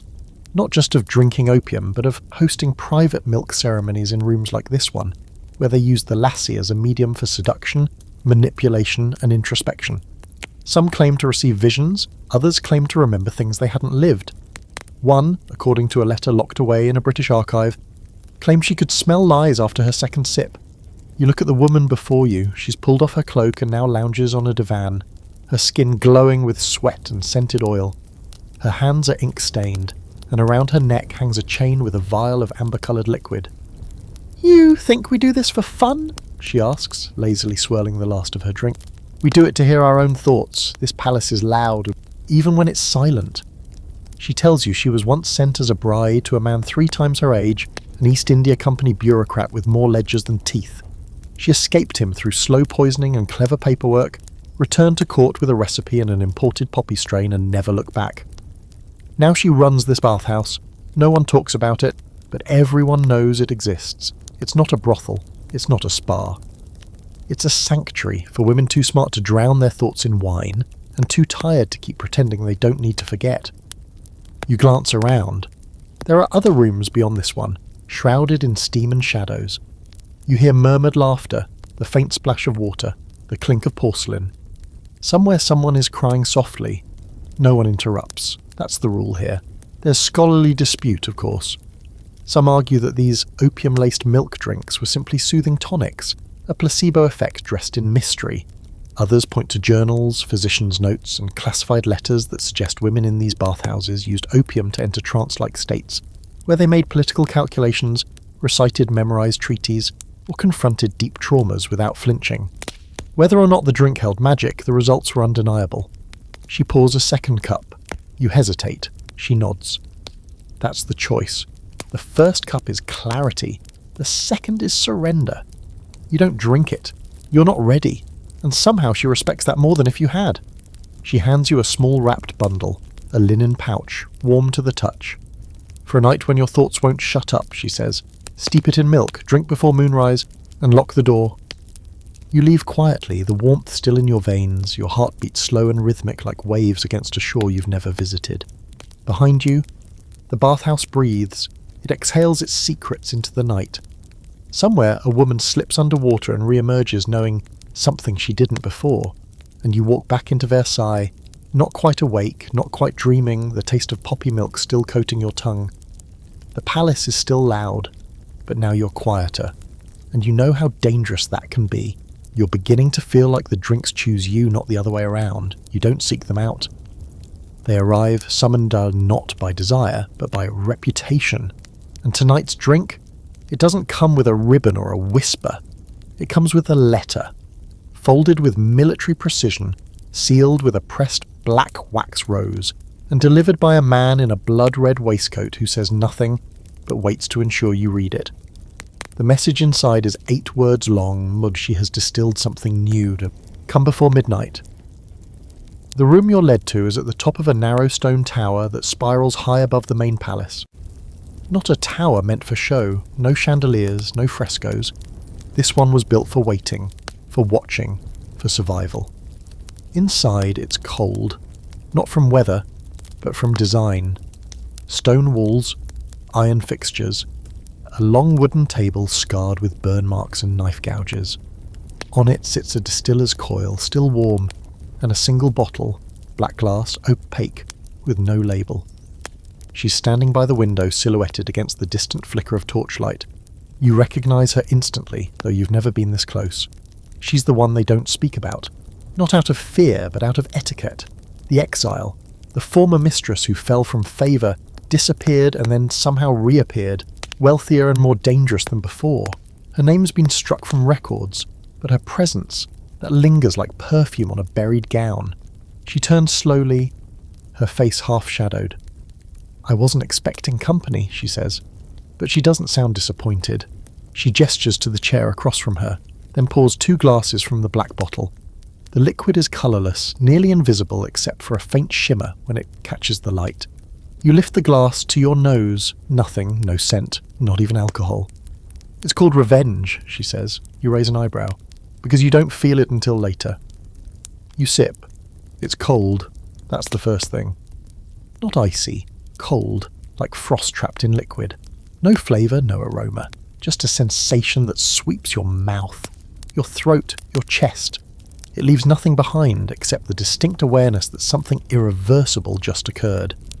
Here's your historical fact. Distilling as an art reached new sophistication in the 18th century. Women, though barred from guilds, often learned the craft in kitchens and monasteries, quietly mastering the balance of heat, timing and chemistry. Some used it to create liqueurs. Others, like her, uses idiots to forge weapons disguised as drinks. And your fringe detail? A rarely documented figure, referred to in one surviving letter as La Veuve Fantôme, was known for her home-distilled spirits, which she created in secret after being cast out from court. Her formulas weren't just beverages, they were traps. Some caused silence, others caused loyalty. One, called Velvet Farewell, supposedly rendered the drinker forgetful for precisely 6 hours, just enough time for a will to be rewritten or a betrayal to take place. You ask her what revenge actually does. She pours herself another glass. It leaves a taste you can't name. That's its strength. Not poison, not sweetness, just absence. It's the drink for a woman who's finished being merciful. She tells you her story in fragments, how she loved the wrong man, believed the wrong promises, and paid the price. Not with death, not with disgrace, but with invisibility, cast out without a headline, replaced in a week, forgotten by the palace but not by the shadows. "So I made myself unforgettable," she says. "I turned heartbreak into currency, and then I began to brew." You ask how many have tasted her new spirits. 3, she says. "One is now bishop, one is dead, one thinks he's in love." She hands you a second glass. You hesitate. She shrugs. "This one isn't revenge, this one's resolve." You drink. It's warmer, slightly smoky, still no scent, but this time you feel something tighten in your chest. Not panic, focus, like your thoughts have been sanded down to a fine point. "You'll feel it for an hour," she says. "It's good for arguments and confessions." There's scholarly speculation about women like her, those who use distilled spirits not to entertain or comfort, but to manipulate memory and behaviour. Some believe they were early chemists, others proto-psychologists. A few suggest they were simply angry and clever, which may be the most dangerous combination of all. You ask if she's ever used her drinks on herself. She laughs once. "It's not a pretty sound." "Of course I have, that's the only way to test them." She opens a cabinet filled with rows of identical black bottles. No labels, no markings, just corks and shadows. "Each one's a version of me," she says. "The one I was, the one I became, the one I buried." Before you leave, she hands you a small glass vial, sealed with wax, no tag, no instruction. "If you drink this," she says, "something will end, something else will begin. I don't know what, that part's up to you." You leave the tower with that vial burning in your palm, colder than it should be. Back in your room, you set it on the windowsill where the moonlight makes it shimmer like glass born from ice. You don't know when you'll drink it. But you know this, not all revenge is loud. Some is distilled slowly, in sang, until the day someone drinks and remembers exactly who you are. The sound of drums wakes you, but not the kind you need for music. These are slower, heavier, the kind that mark a procession, or maybe a warning. You rise, still wrapped in dreams you didn't remember falling into, and find a note waiting on your dressing table, handwritten in ink so dark it almost shimmers. Come quickly, bring your calm, wear nothing white. You do as told. The air outside is thick with humidity and smoke. It smells of sugar, sweat, and distant thunder. The palace feels different today, like a foreign outpost, and in a way, it is. You've been summoned not within the golden halls of Versailles, but to one of its colonial satellites. A lush, lantern-lit salon styled after a Caribbean estate house, hidden behind a facade of stone and ivy at the edge of the grounds. Technically part of the Queen's Botanical Garden, practically something else entirely. The woman who greets you is barefoot. Her skin's the colour of mahogany, her dress a cascade of scarlet muslin, and her eyes fixed with the intensity of someone who's been listening for things most people can't hear. She doesn't bow, she doesn't smile, she just nods and hands you a wooden cup. You smell it before you taste it. Molasses. Charred pineapple, nutmeg, and something deep and medicinal like crushed bark soaked in sunlight. Rum. But not the kind you've sipped from crystal glasses while someone lies to your face about peace treaties. This is rum with history, with consequence. Drink, she says. You need to remember what your ancestors forgot. You sip. It's sharp, thick, hot, and it burns like truth. She nods. Good, now follow me. You walk behind her through a wide room filled with cushions, drums, flickering lanterns, and a few other figures seated quietly in the corners. The walls are painted with vibrant murals, scenes of sea voyages, chained figures turning to smoke, women rising from oceans with fire in their hands. This is not Versailles, she says softly. Not really. This is the part they paved over, but it still grows underneath. She sits and begins mixing another drink, this one in a carved gourd swirling in slices of lime, raw sugar, and what looks like a splash of blood. It isn't, but the colour is suggestive. She hands it to you without speaking. Here's your historical fact. By the 18th century, rum had become more than a drink. It was currency, rebellion, and survival all at once. Born in the Caribbean from molasses, a byproduct of the sugar trade, rum was a staple in the colonial economy and a symbol of both indulgence and exploitation. In the French colonies, enslaved people sometimes created their own blends, secretly, dangerously, using herbs, roots, and rituals remembered from faraway homelands. And your fringe fact, it was whispered that some women, house servants, mistresses, healers, crafted a version of rum called spirit fire, with leaves and ash meant to stir ancestral memory or induce visions. At least one court mistress, stationed with her noble patron in the colonies, returned to Versailles with a crate of such bottles. She claimed it made her dream in languages she never learned. She never drank wine again. Your hostess, no name given, none needed, begins to speak slowly, rhythmically, almost in chant. This rum is not to escape, she says.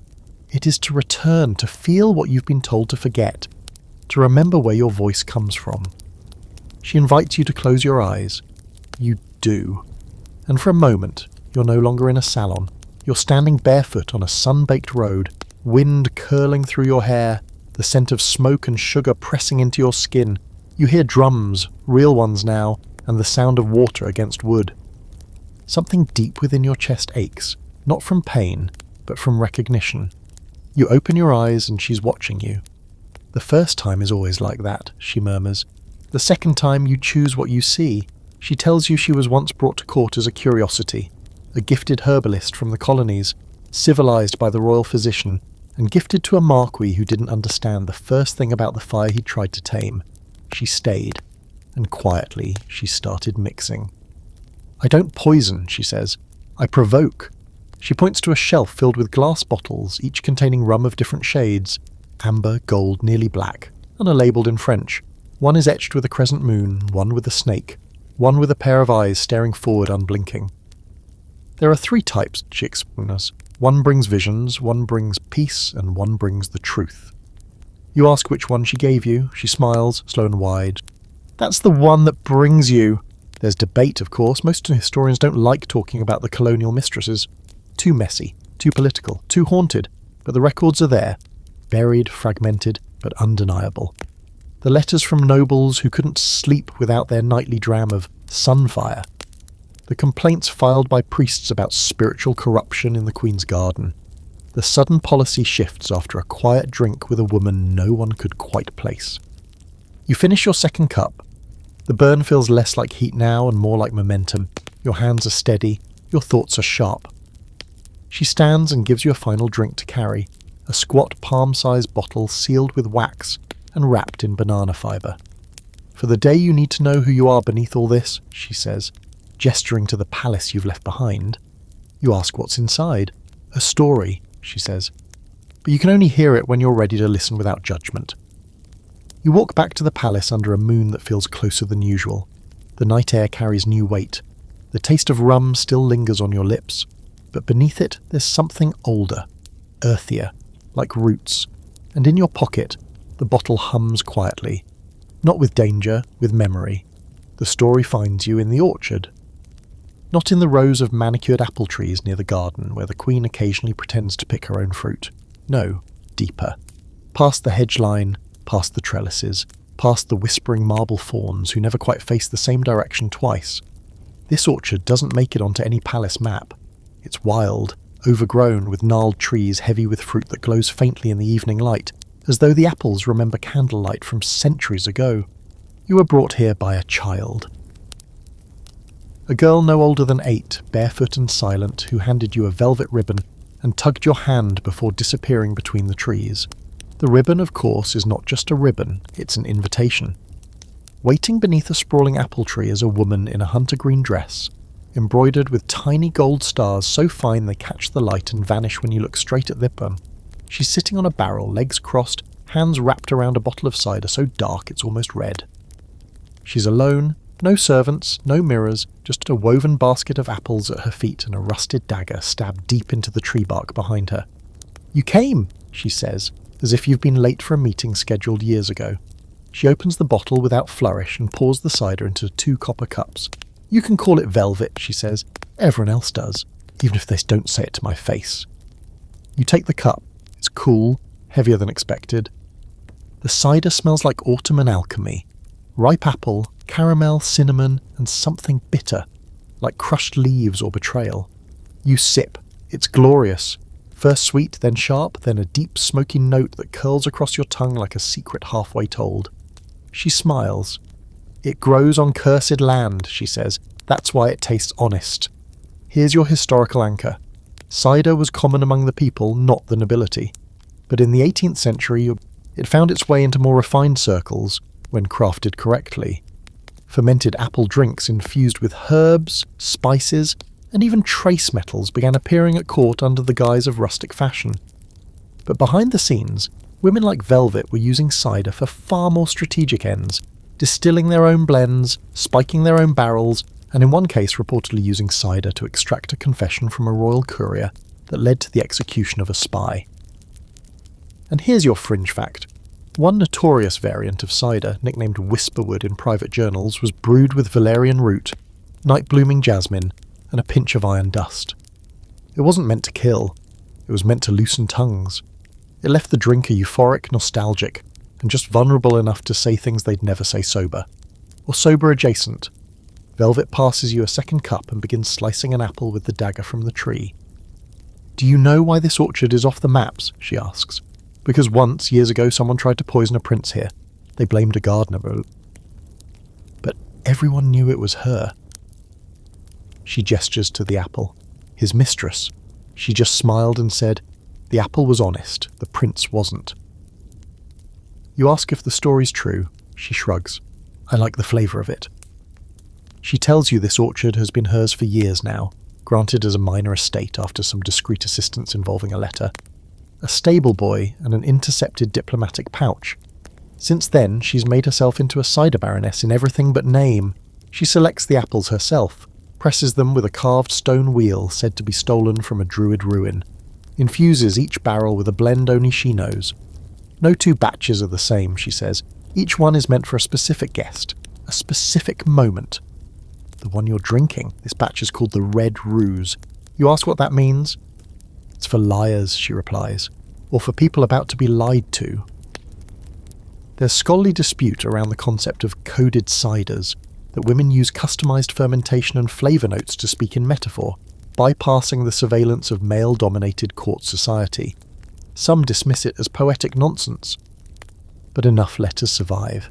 Scraps of invitations mentioning honey batch cider, or drink with the taste of regret, to suggest there was something more intentional happening beneath the surface of a seemingly rustic drink.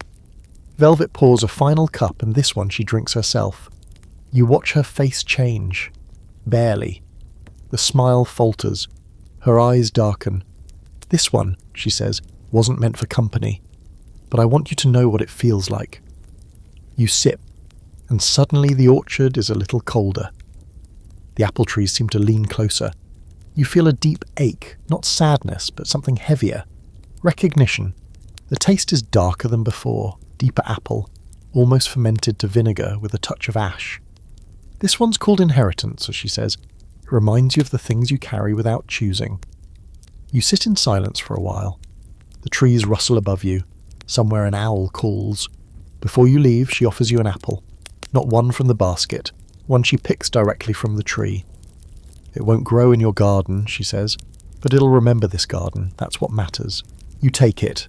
You walk away with the apple, the taste of smoke and sorrow still on your tongue, and a memory stitched into your bloodstream of a woman who brews her past into bottles and serves it only to those who know how to taste carefully. And in your pocket, a single cork etched with the shape of a snake. By now, the palace feels like a series of trapdoors. Every room leads somewhere unexpected. Every hallway is one you're sure didn't exist yesterday. So when you're blindfolded in the dark and led by a man who smells like pipe smoke and mulberries, you don't panic. You just listen to the echoes, to the silence, to your own heartbeat, which is slow now, almost ritualistic, like it knows it's being watched. They take you underground. The air gets cooler, thicker, filled with the hum of secrecy. Eventually your blindfold is removed, and you blink into a low-lit chamber. No windows. No paintings, just velvet-draped walls and a round table in the centre, set with a punch bowl the size of a baptismal font. It glows faintly, not candlelight, not firelight, but something else, something star-like. Around the table are women, 7 of them. Some you recognise, some you don't. All of them mistresses. Not the same kind, not rivals or favourites, not official anything. These are the ones the others whisper about and then stop whispering halfway through their sentence. The ones said to host salon sans noms, the ones who don't need titles because they already have something better, access. And in the middle of them sits her. She is dressed in ivory, lips stained the colour of crushed violets, her fingers laced with rings that don't match. Not a queen, not a duchess, but someone. You don't know who she is, you don't ask, no one does. Her name isn't needed. She's gravity in a corset. She gestures to the punch bowl. Celestial punch, she says, made once a month. During the dark moon. Tonight, you're here because you've been seen. You don't ask what that means, you sip. The punch is cold, effervescent, floral, tasting of pear, honey, and something metallic. Not blood, not quite. Just enough iron to remind you that you're made of stardust and bone. It tastes silver, like music you only half remember, like someone else's memory you've inherited by accident. Here's your historical fact. In elite European circles, punch wasn't just a drink. It was a performance. Originally brought to Europe by way of India, punch became the preferred beverage for private, often subversive gatherings. It was communal, brewed in a single bowl, shared with everyone at the table, and therefore perfect for secret societies, coded alliances, and late-night conspiracies under the guise of polite indulgence. Now your fringe fact. There were at least 3 known secret salons in 18th century France, where royal mistresses, high-ranking courtesans, and ambitious invisibles gathered to share information, strategies, and sometimes dreams. They were rumoured to use punch as a sort of collective potion, infused with herbs meant to spark visions, unify energy, or channel shared will. One blend, nicknamed Moon Breath, was said to taste different to each woman, revealing her greatest strength, or her deepest flaw. You drink again. This time it's sweeter. Chamomile and black currant. You feel it warm your chest, but also sharpen your thoughts. You notice details you hadn't before. The slight tremble in the hand of the woman across from you, the sound of liquid moving in the hollow stem of your goblet, the way the woman in Ivory's ring is shaped like a telescope. She begins to speak. We gather here not for pleasure, she says. We gather for pattern, for insight, for what lies beneath the mirrored halls and behind the silk fans. The women around her nod. One says, "Last month's blend revealed a traitor." Another, "The month before, it warned us of the Queen's shift in favour. You realise this isn't a gathering, it's a coven." Or close enough. They pass a bowl of herbs. Each woman adds something, a dried flower, a slip of paper, a lock of hair. When it comes to you, you add a coin from your pocket, one given to you by a man who said he'd return and never did. It feels right. They stir the punch, then they drink again. The room changes. Not literally, but perceptually. Everything sharpens, the shadows breathe differently. The women around you begin to whisper, not in French, but in a language you don't recognise. Or maybe you do. You do. Somewhere in your bones. You're handed a final cup. "This one, says the woman in ivory, "is only for the initiated." You drink. It tastes like starlight and burnt sugar. Like closing your eyes under water and hearing voices you didn't know you missed. And then everything slows. You feel connected. Not just to them, to everything, the palace above, the stories beneath. To women who drank punch like this 300 years ago. To those who will drink it long after you.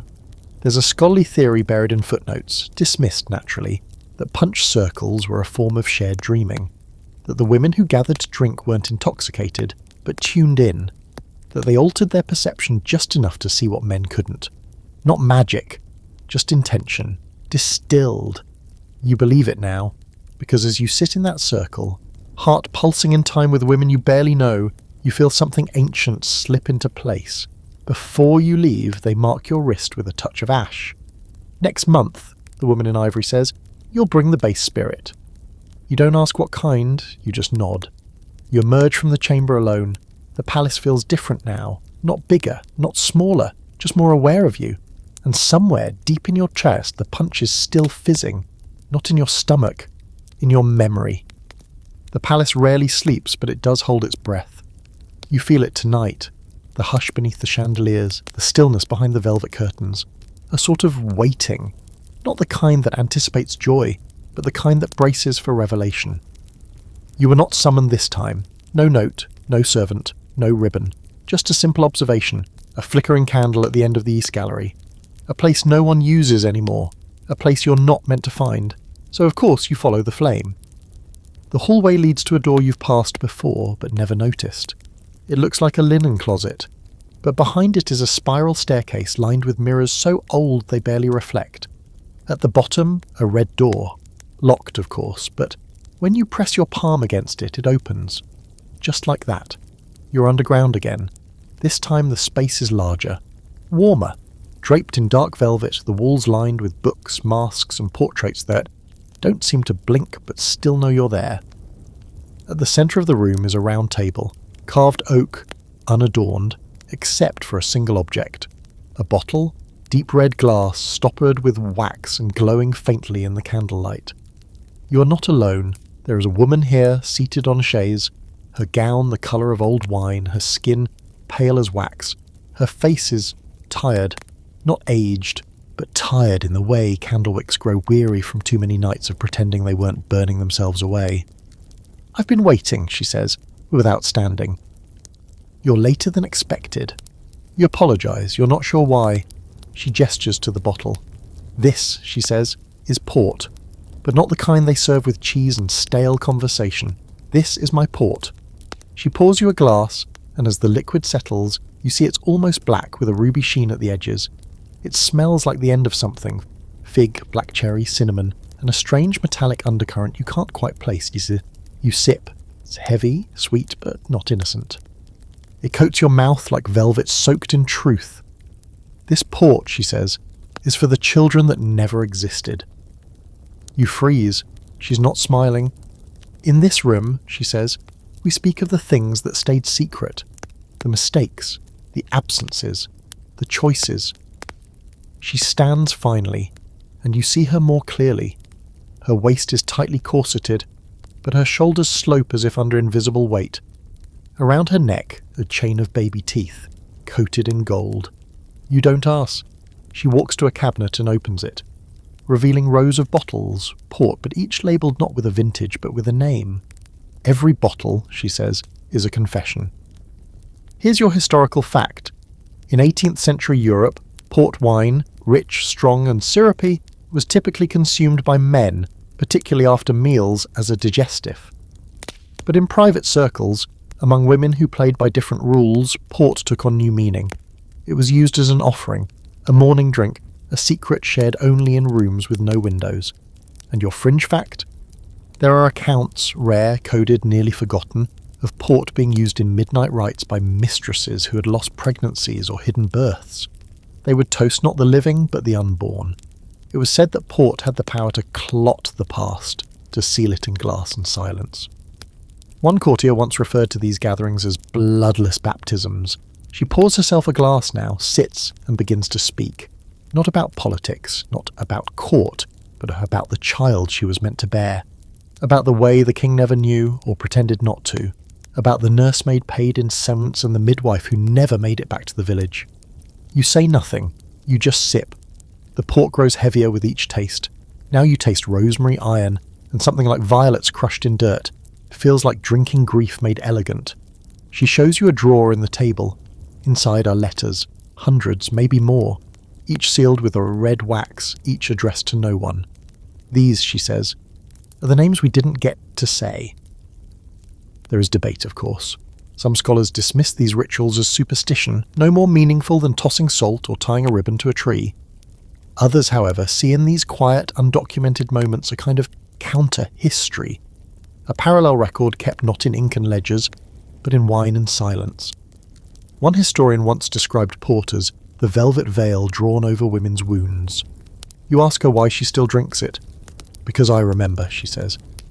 And I refuse to forget. She offers you a second glass. This one is different, infused with clove and bitter orange. You sip and feel something shift, not in your body but in your memory. A dream you didn't know you had drifts to the surface. A cradle, a name you've never spoken aloud. A lullaby in a language you don't know, and she nods. It does that. Port tells the stories we buried with our innocence. Before you leave, she presses a bottle into your hand. The label is blank. The wax seal is warm, like it was just made. You'll know when to open it, she says. And when you do, don't speak, just drink. Let's say what you can't. You return to your room slowly, the bottle heavy in your coat, your thoughts even heavier. Tonight, the palace sleeps, but somewhere in velvet-draped silence, a mistress toasts the child the world never met, and the port remembers. You're summoned by music this time. Not the harpsichord arpeggios echoing through the main salons or the violins pretending to sound spontaneous. This is different. Lower, thicker. A strange hum of stringed instruments that don't belong to France at all. It trails through the eastern corridor like a scent, curling into your ears, weaving around your ankles, leading you down a hall no longer in fashion, past tapestries faded to ghosts. The room you find isn't really a room. It's more of an alcove, small but tiled in intricate blue and gold mosaics, with a single arched window framed in ivy and glass so old it blisters in the corners. There's a table in the centre, carved from black wood, and upon it sits a copper teapot surrounded by bundles of herbs, some familiar, others smelling like rain on stone, and the underside of old books. She is there already, seated cross-legged on a cushion, wearing a gown the colour of dried sage. Her hair is loose, and she looks tired in the way scholars do after too much reading and not enough sunlight. You recognise her vaguely, not from court gossip, but from the margins. She's the one who spent time in Prague, the one who lived with a physician who studied melancholy like it was a map. She's the mistress of theories, of griefs that don't quite have names. I steeped it 5 minutes too long, she says, without looking up. But then again, so were most of my relationships. She pours you a cup. No introductions, no questions, you drink. The tea is herbal, yes, but more than that. Deep, sharp, astringent at first, but finishing with a soft, almost mint-like sigh. You taste lemon balm, rosemary, maybe marjoram, and something bitter underneath it all. Not unpleasant, just revealing. She leans her head back against the wall. This one's for heartbreak, she says. Specifically the kind that doesn't come from love, the kind that comes from being misunderstood, or dismissed, or told you were too much and not enough at the same time. You drink more slowly now. Here's your historical note. Prague, by the 1700s, had become a haven for esoteric thinkers. alchemists, apothecaries and physicians whose practices were one part medicine, one part philosophy, and one part guesswork. Herbal tonics from the region made their way into aristocratic circles not as medicine, but as curiosities, gifts passed between mistresses and scholars, women and midwives. Blends that promised peace, insight, sometimes even a soft death. And the fringe fact, one infamous herbalist in Prague, known only by the name Elixirs, recorded over 30 teas she claimed could alter emotion, not suppress it, shift it. One blend, known as Herbsttraum, was said to turn grief into clarity. It was illegal to bring into France, of course, which meant everyone who mattered drank it in secret. Your hostess, this mistress in moss-coloured linen, tells you she lived with a man in Prague who never looked at her directly, unless she was pouring something. He studied her like a text and footnoted her feelings. So she left, but she took his books, and then she rewrote them. She shows you her notes, handwritten, careful, annotated in the margins with phrases like, "only drink on a waning moon," or "safe to steep for heartbreak under 10 years old." You sip again, the bitterness is fading, you feel sharper now. Like your thoughts have been sanded and arranged alphabetically. You ask her what the tonic is called. "It doesn't have a name," she says. "If you name it, it starts pretending to be something it's not." She passes you a small brass container. Inside, dried leaves and violet petals, the scent of citrus and regret. "For emergencies," she says, "or mornings when you forget who you are." She tells you she's spent the last 5 years mapping emotional patterns to the moon. That grief peaks at full moon, that betrayal blooms under crescent light, and that tonic, this tonic, is best served when you're halfway through forgiving someone who doesn't deserve it. You laugh, not because it's funny, because it's true. There's scholarly dispute, of course. Many historians dismiss herbal tonics as either folk medicine or elaborate metaphors, women finding poetry in the act of steeping something hot when the world grew cold. But a few, usually women, suggest these tonics were part of a coded system of resistance, a way for mistresses to keep their sanity while the palace devoured their names. You ask if she still loves anyone. She shrugs. Sometimes, but not enough to keep their cup warm. She hands you a second brew, this one lighter, with hints of thyme and anise. "This one's for memory," she says, "but only the good parts. Don't drink it if you're still angry, it'll confuse the effect." You ask if she ever misbrews. She smiles. "Only when I want to." Before you leave, she writes something on a slip of paper, a recipe, a place, a name you don't recognise. "You'll need this one day," she says. "Not today, but the tea will know when." You tuck it into your coat next to the brass tin. The corridors feel quieter on your return. Or maybe you're listening differently. You don't feel sad, not quite, just clarified, as if someone washed the grief and left the stain, but somehow made it beautiful. The heat tonight is suffocating, thick, motionless, like the palace itself has stopped exhaling.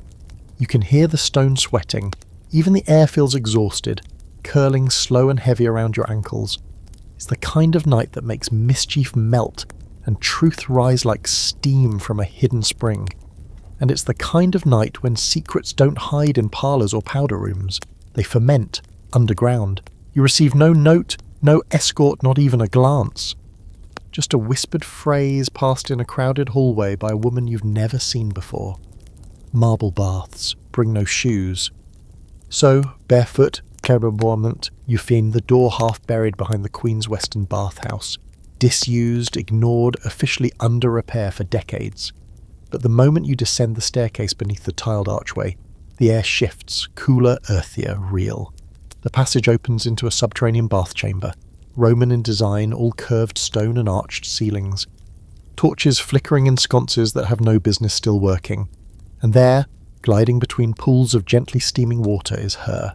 Her gown is sheer muslin, soaked and clinging to her form like wet parchment. Her skin glows, slick with moisture, her hair piled loosely atop her head, with a single copper pin holding it all in place. She walks barefoot over stone tiles worn smooth by centuries, leaving footprints that vanish within seconds. Without speaking, she hands you a cup. It's ceramic. Warm to the touch. Inside, moonshine. But not the rough, fiery sort passed around campfires and revolts. This is refined, distilled underground, infused with thyme, lemon peel, and something strange? Salt? No. Something chalky, earthy, limestone. You take a sip. Strong, shockingly so, but smooth, clean.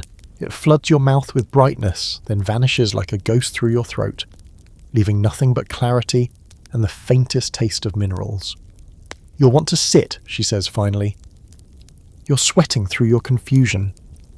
You do. She pours herself a cup, drops into a marble basin filled with warm water, and leans back like she's been here forever. Maybe she has. This is the last honest place in the palace, she says. No walls listening, no mirrors lying, just water, stone, and what we choose to forget. You ask her how long she's been running this still. She smiles without looking at you. I didn't build it. I inherited it. From another mistress, who inherited it from one before her. Here's your historical anchor. While moonshine is typically associated with rough rural distilling, versions of it existed in noble circles too. Quietly, illegally, and often produced by women, especially in places like Italy and France where the art of distillation had long been part of apothecary culture. Some mistresses, barred from politics and policy, found power in alcohol. Real power, the kind measured in favours, influence, and black market coin. And your fringe fact? There's a record, hidden in the margin notes of a disgraced courtier's memoir, of a mistress who ran an underground distillery beneath a Roman bathhouse on palace grounds. Her blend, known only as La Vierge Souterraine, the underground virgin. It was said to be so pure that even clergymen couldn't detect it on the breath. She smuggled bottles inside some carved soapstone, sold it to everyone from palace guards to foreign diplomats, and used the profits to build a spy network of bathers, masseuses and launderers. You ask what's in this particular batch. She raises an eyebrow. Secrets, grudges, a bit of dried citrus peel. She tells you how she crafts it, by torchlight in clay pots, one batch per moon cycle. The recipe changes depending on who it's meant for. One version calms anxiety, another sharpens memory. The rarest one, she says, can make someone speak the truth without knowing it. You have to get the ratio right, she says. Too much wormwood and they turn poetic, too little and they just vomit feelings without coherence. She offers you a second cup. You take it. This one is different, cooler, touched with fennel. It tastes like clarity wrapped in silk. You feel lighter. Not dizzy, not drunk, just untethered from performance. She leans forward. I know what they've been giving you, she says. The wines, the elixirs, the port, that green fairy, the punch. She smirks. You've been drinking their power. You nod. Now drink yours. She gives you a flask carved from black marble, no larger than your palm, sealed with a wax, the top etched with a crescent moon and 3 drops below it. It's yours now, she says. This bathhouse, the still, the recipe, the watchers will come, keep the water warm. There's scholarly debate, of course, about the existence of such bathhouse stills. Some dismiss it as legend, a romantic reimagining of a palace's most mundane features. But there are too many references, too many whispered maps, too many vials bearing symbols no one officially remembers. And then there's the taste, described too often, too consistently to be mere invention. You ask what happens if you refuse, she shrugs. Then it finds someone else, but I don't think it will need to. You finish your drink. The steam curls around your skin. The torches flicker. Somewhere above, the court is still pretending it's immortal. But here, beneath the marble, in the quiet drip of water and soft hiss of fire, you feel time bending around you like heat through glass. Before you leave, she gives you a final warning. Don't serve it to liars, she says. It doesn't mix well with cowardice. You climb the steps barefoot, the flask clutched to your chest, the taste of moonshine lingering like a secret you didn't mean to swallow. And somewhere in the walls, stone remembers, they tell the story in a whisper, and never in daylight. A duke drank from a white bottle and vanished the next morning, left behind only his cloak, his debt, and a faint scent of rosemary and ash. It's a tale you're meant to laugh off. A ghost story for courtiers who drink too much and remember too little. But tonight, someone leaves a note on your mirror in lipstick. Thick, smudged, drawn in a trembling hand. It says only, ask for the alabaster flask. You wait until the halls are empty, or until the candles are low and the palace has begun its nightly murmur. The sigh of silk across stone, the click of unseen footsteps, the breath of secret shifting in their sleep. You follow the trail, a bouquet of crushed rosemary on your pillow, a chalk mark on a corridor column, a shadow that waits just a moment too long before rounding the corner. Then finally a door you've never noticed, painted to match the wall. It opens when you knock twice and say nothing. The room inside is silent. Thickly silent. There's no furniture, no windows, no air. Just a pedestal in the centre, and resting on it a single flask. Alabaster. Smooth as bone, cool to the touch. There is no cork, no seal, just a fine crack around the neck. Like it's been opened once before and regretted ever since. She appears behind you. Of course she does. No footsteps, no announcement. Just a whisper of movement and the sudden shift in the room's pressure. She's tall, dressed in an ivory gown that blends into the walls, her hair falling down her back like ink spilled in a straight line. Her face is pale, not powder pale, real pale. The kind of pale that comes from being kept in the dark. You don't drink this, she says. You listen to it. You don't ask what that means. You're past asking now. She takes the flask and pours a single drop into a glass the size of a thimble. The liquid isn't white as you'd expect. It's pink. Barely. Just enough to hint at something beneath the surface. It shimmers, then settles. You sip, and something happens. There was no taste, no smell, no texture. Just a sound, soft, mournful, like the first chord of a requiem played inside your chest. Your eyes blur, you blink, and the room shifts. You're no longer in the chamber. You're standing in a ballroom watching the Duke in question, tall, laughing, smug, lift the alabaster flask with a wink. You see the mistress beside him, red-lipped, false laughing, her hand trembling just slightly as she pours. You see him drink, you see the moment his smile cracks, and then he's gone. Not fallen, not dragged, just not there. You're back in the chamber. She watches you without emotion. It remembers what it's seen, she says. Every drink, every crime, every regret. It is not for pleasure, it is for reckoning. Here's your historical core. Alabaster flasks, rare and fragile, but ici, were once used in ancient Greece and Rome to store perfumes and sacred oils. In the 18th century, they were repurposed, sometimes as novelty vessels, sometimes as statement pieces, but a few, very few, were whispered to contain experimental tinctures meant to evoke memory or even hallucination. Their contents were never publicly recorded. Only private letters mention their effects, like watching God forget something. And your fringe fact. There are unverified reports, one from a desperate diplomat, another from a scorned duchess, about a mistress who kept a bottle of Sauternes, which she used not to poison but to remind. Guests who drank from it reportedly fell into trances, reliving memories not their own. Afterward, some wept, some left court forever. One, it said, took holy orders and never spoke again. You ask what's inside the flask. She tilts her head. Does it matter? It knows what you need. She shows you the flask's base, faint scratches forming a spiral. She tells you this one was found in the crypt of a forgotten monastery, that it was empty when they discovered it, that it refilled itself. You don't laugh. She pours a second drop into your glass. This one's yours, she says. You drink, you see your own face, but younger, more eager. You're in a salon, too loud, too drunk, saying something you don't mean, and across from you someone hears you and chooses never to forgive you. You blink. It's gone. She places the flask back on the pedestal gently. It doesn't forgive, she says, and it never lies. There's debate, of course. Academics claim the alabaster flask is metaphor, that no drink can carry memory, that no liquid can evoke shared guilt. But those who've stood in that room, if they speak at all, never do so with skepticism, only reverence. You ask if she's ever drunk from it herself. She doesn't answer, but her hand tightens on the glass just slightly. Before you leave, she offers you something unexpected, a vial of clear water tied with a black ribbon. For when you need to forget, she says, you'll know when. You don't ask what it will erase, you just nod.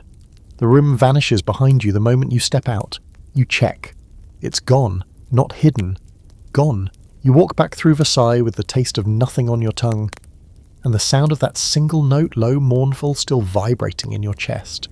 The palace seems quieter, but your thoughts? Louder. The rain arrives before the message.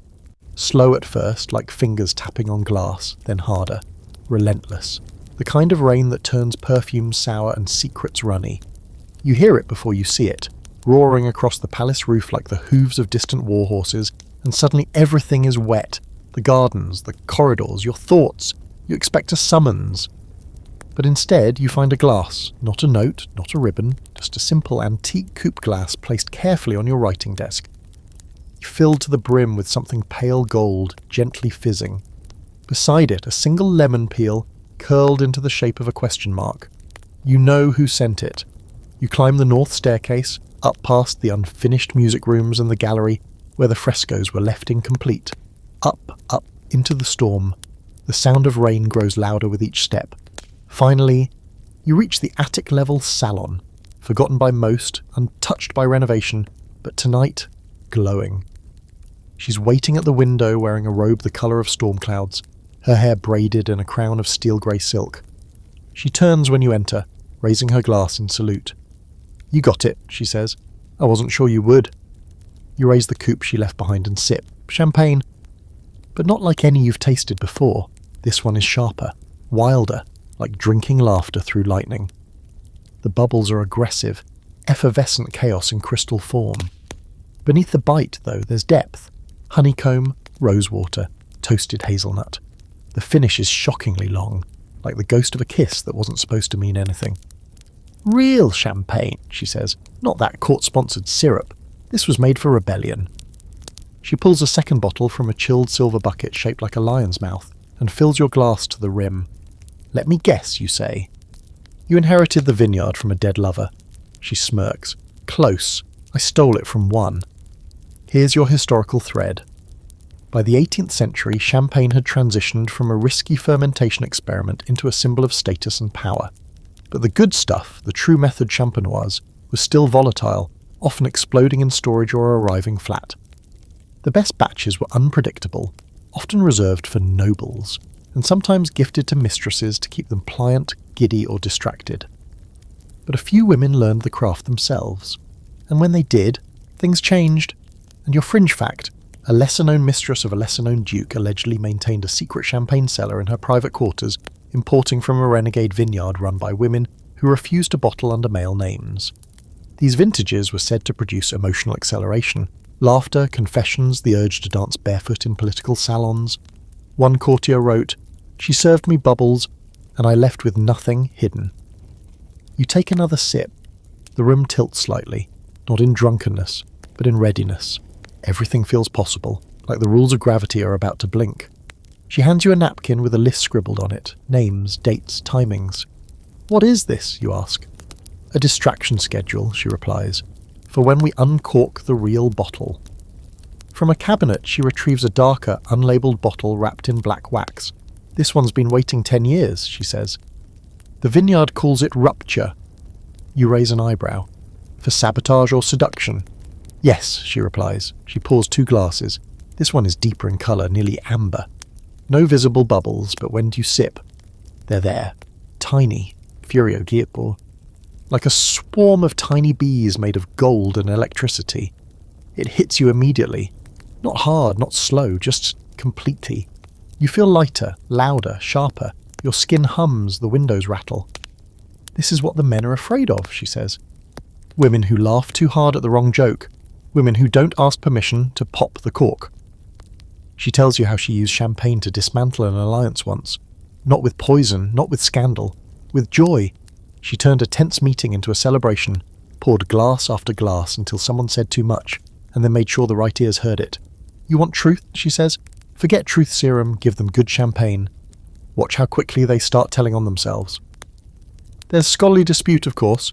Most historians credit champagne's influence on social behaviour to simple intoxication. But in private memoirs and hidden correspondences, the intentional use of champagne, when poured, how cold, what blend, is spoken of almost like ritual, especially among women who needed to manage a room without owning it. She pours you one last glass. This one is different again.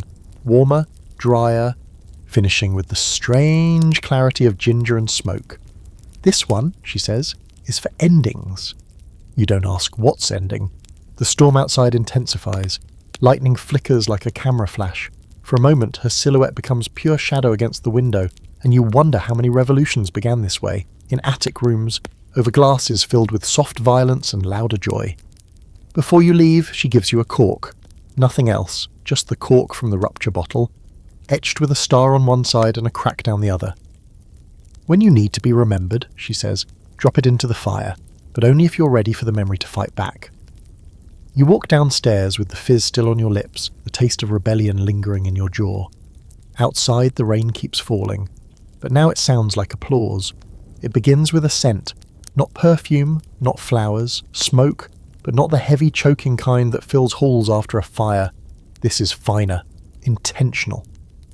Like incense burned in a cold cathedral, it pulls at you, delicate as thread, until you realise the source is moving through the corridors in front of you, curling from the seams of a door that shouldn't exist, halfway hidden behind a tapestry that has always been just for show. You touch the edge of the woven scene, some mythic hunt, hounds caught mid-lunge, and the fabric yields like skin. Behind it, a room lit entirely in an amber.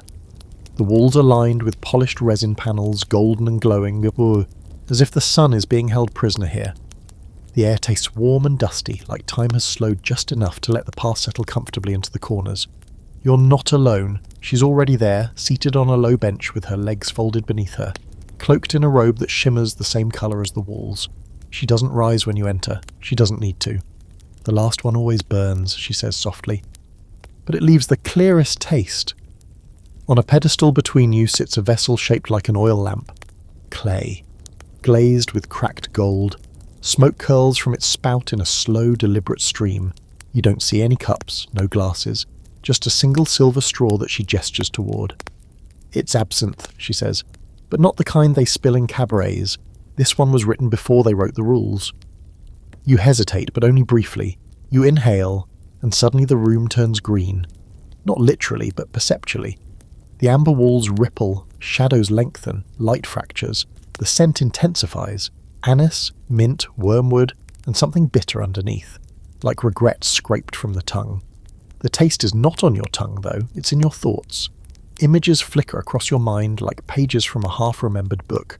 Keys you lost as a child, a lover's unfinished sentence, the exact shape of your mother's hands. She watches you carefully. This isn't for pleasure, she says. This is for vision. Here's your historical route. Absinthe, though not yet at its 19th century peak, was beginning to surface in certain European circles even by the late 1700s. Crafted from wormwood, fennel and green anise, it was first created in cities as a medicinal tonic, then quietly repurposed for more poetic endeavours. Among royal courts it was rare, too strange, too foreign, too close to something that felt like prophecy. And here's your fringe detail. One mistress, unrecorded by name but often referred to in letters as la sorcière d'or, was rumoured to have developed her own variation of absinthe, infused not just with wormwood, but with petals from night-blooming flowers and rare herbs said to heighten memory recall. It wasn't meant to intoxicate. It was meant to open. She served it only once to each guest. What they saw, they were never the same. You lean back, the aftertaste of the smoke lingering behind your eyes. She speaks again. This blend was meant for endings, not death, not disappearance, closure. There is a difference. You feel it in your bones. The green isn't colour now, it's sensation, it's language. Your thoughts are no longer linear. You remember things out of order. A childhood injury, a voice calling your name in a storm. A night where you almost confessed something and didn't. She lights a second wick inside the vessel. The smoke changes, deeper now, tinged with lavender and something metallic. Feels heavier. This one is for morning, she says. Drink it when you're ready to say goodbye to a version of yourself. You don't ask which version she means. You already know. You sip again. The room doesn't spin, it tilts. And in that tilt, something inside you shatters softly. You see your own reflection, fractured into three. The one you pretend to be, the one you once were, and the one the palace thinks it owns. None of them speak, but all of them see you. There's scholarly debate about the early use of absinthe in court. Most attribute it to eccentric physicians or travelling mystics, but a few claim it was mistress work, private rituals led by women who needed something stronger than wine, and more precise than prayer. Some say absinthe was a way to call the self home. Others say it was a controlled burn meant to make space for something new. You feel the truth in both. She stands now, and for the first time you realise she's older than she appears. Not aged, not frail, just rooted, like she belongs to the palace, or perhaps the palace belongs to her. She reaches into a cedar box and removes a small vial. Not green, not clear, amber, like the room. She hands it to you with a single word, finale. You take it without question. She speaks one last time. You've tasted their power, she says. Theirs, the queens, the spies, the rebels, the sorrows, but this is yours. This is the drink only you can make mean something. You rise, your knees feel strange, not weak, just different, like they've stopped pretending to kneel. The room brightens as you leave, or maybe the smoke just shifts. Back in the corridor, the world feels flatter, less enchanted. But inside your coat, the amber vial pulses faintly, a sun in miniature, waiting. You know the journey is closing now, but not ending. The drinks have told their stories. Now it's your turn. Your lips still taste of wormwood. Your heart tastes of ash and citrus. And somewhere in the dark, the next mistress is watching.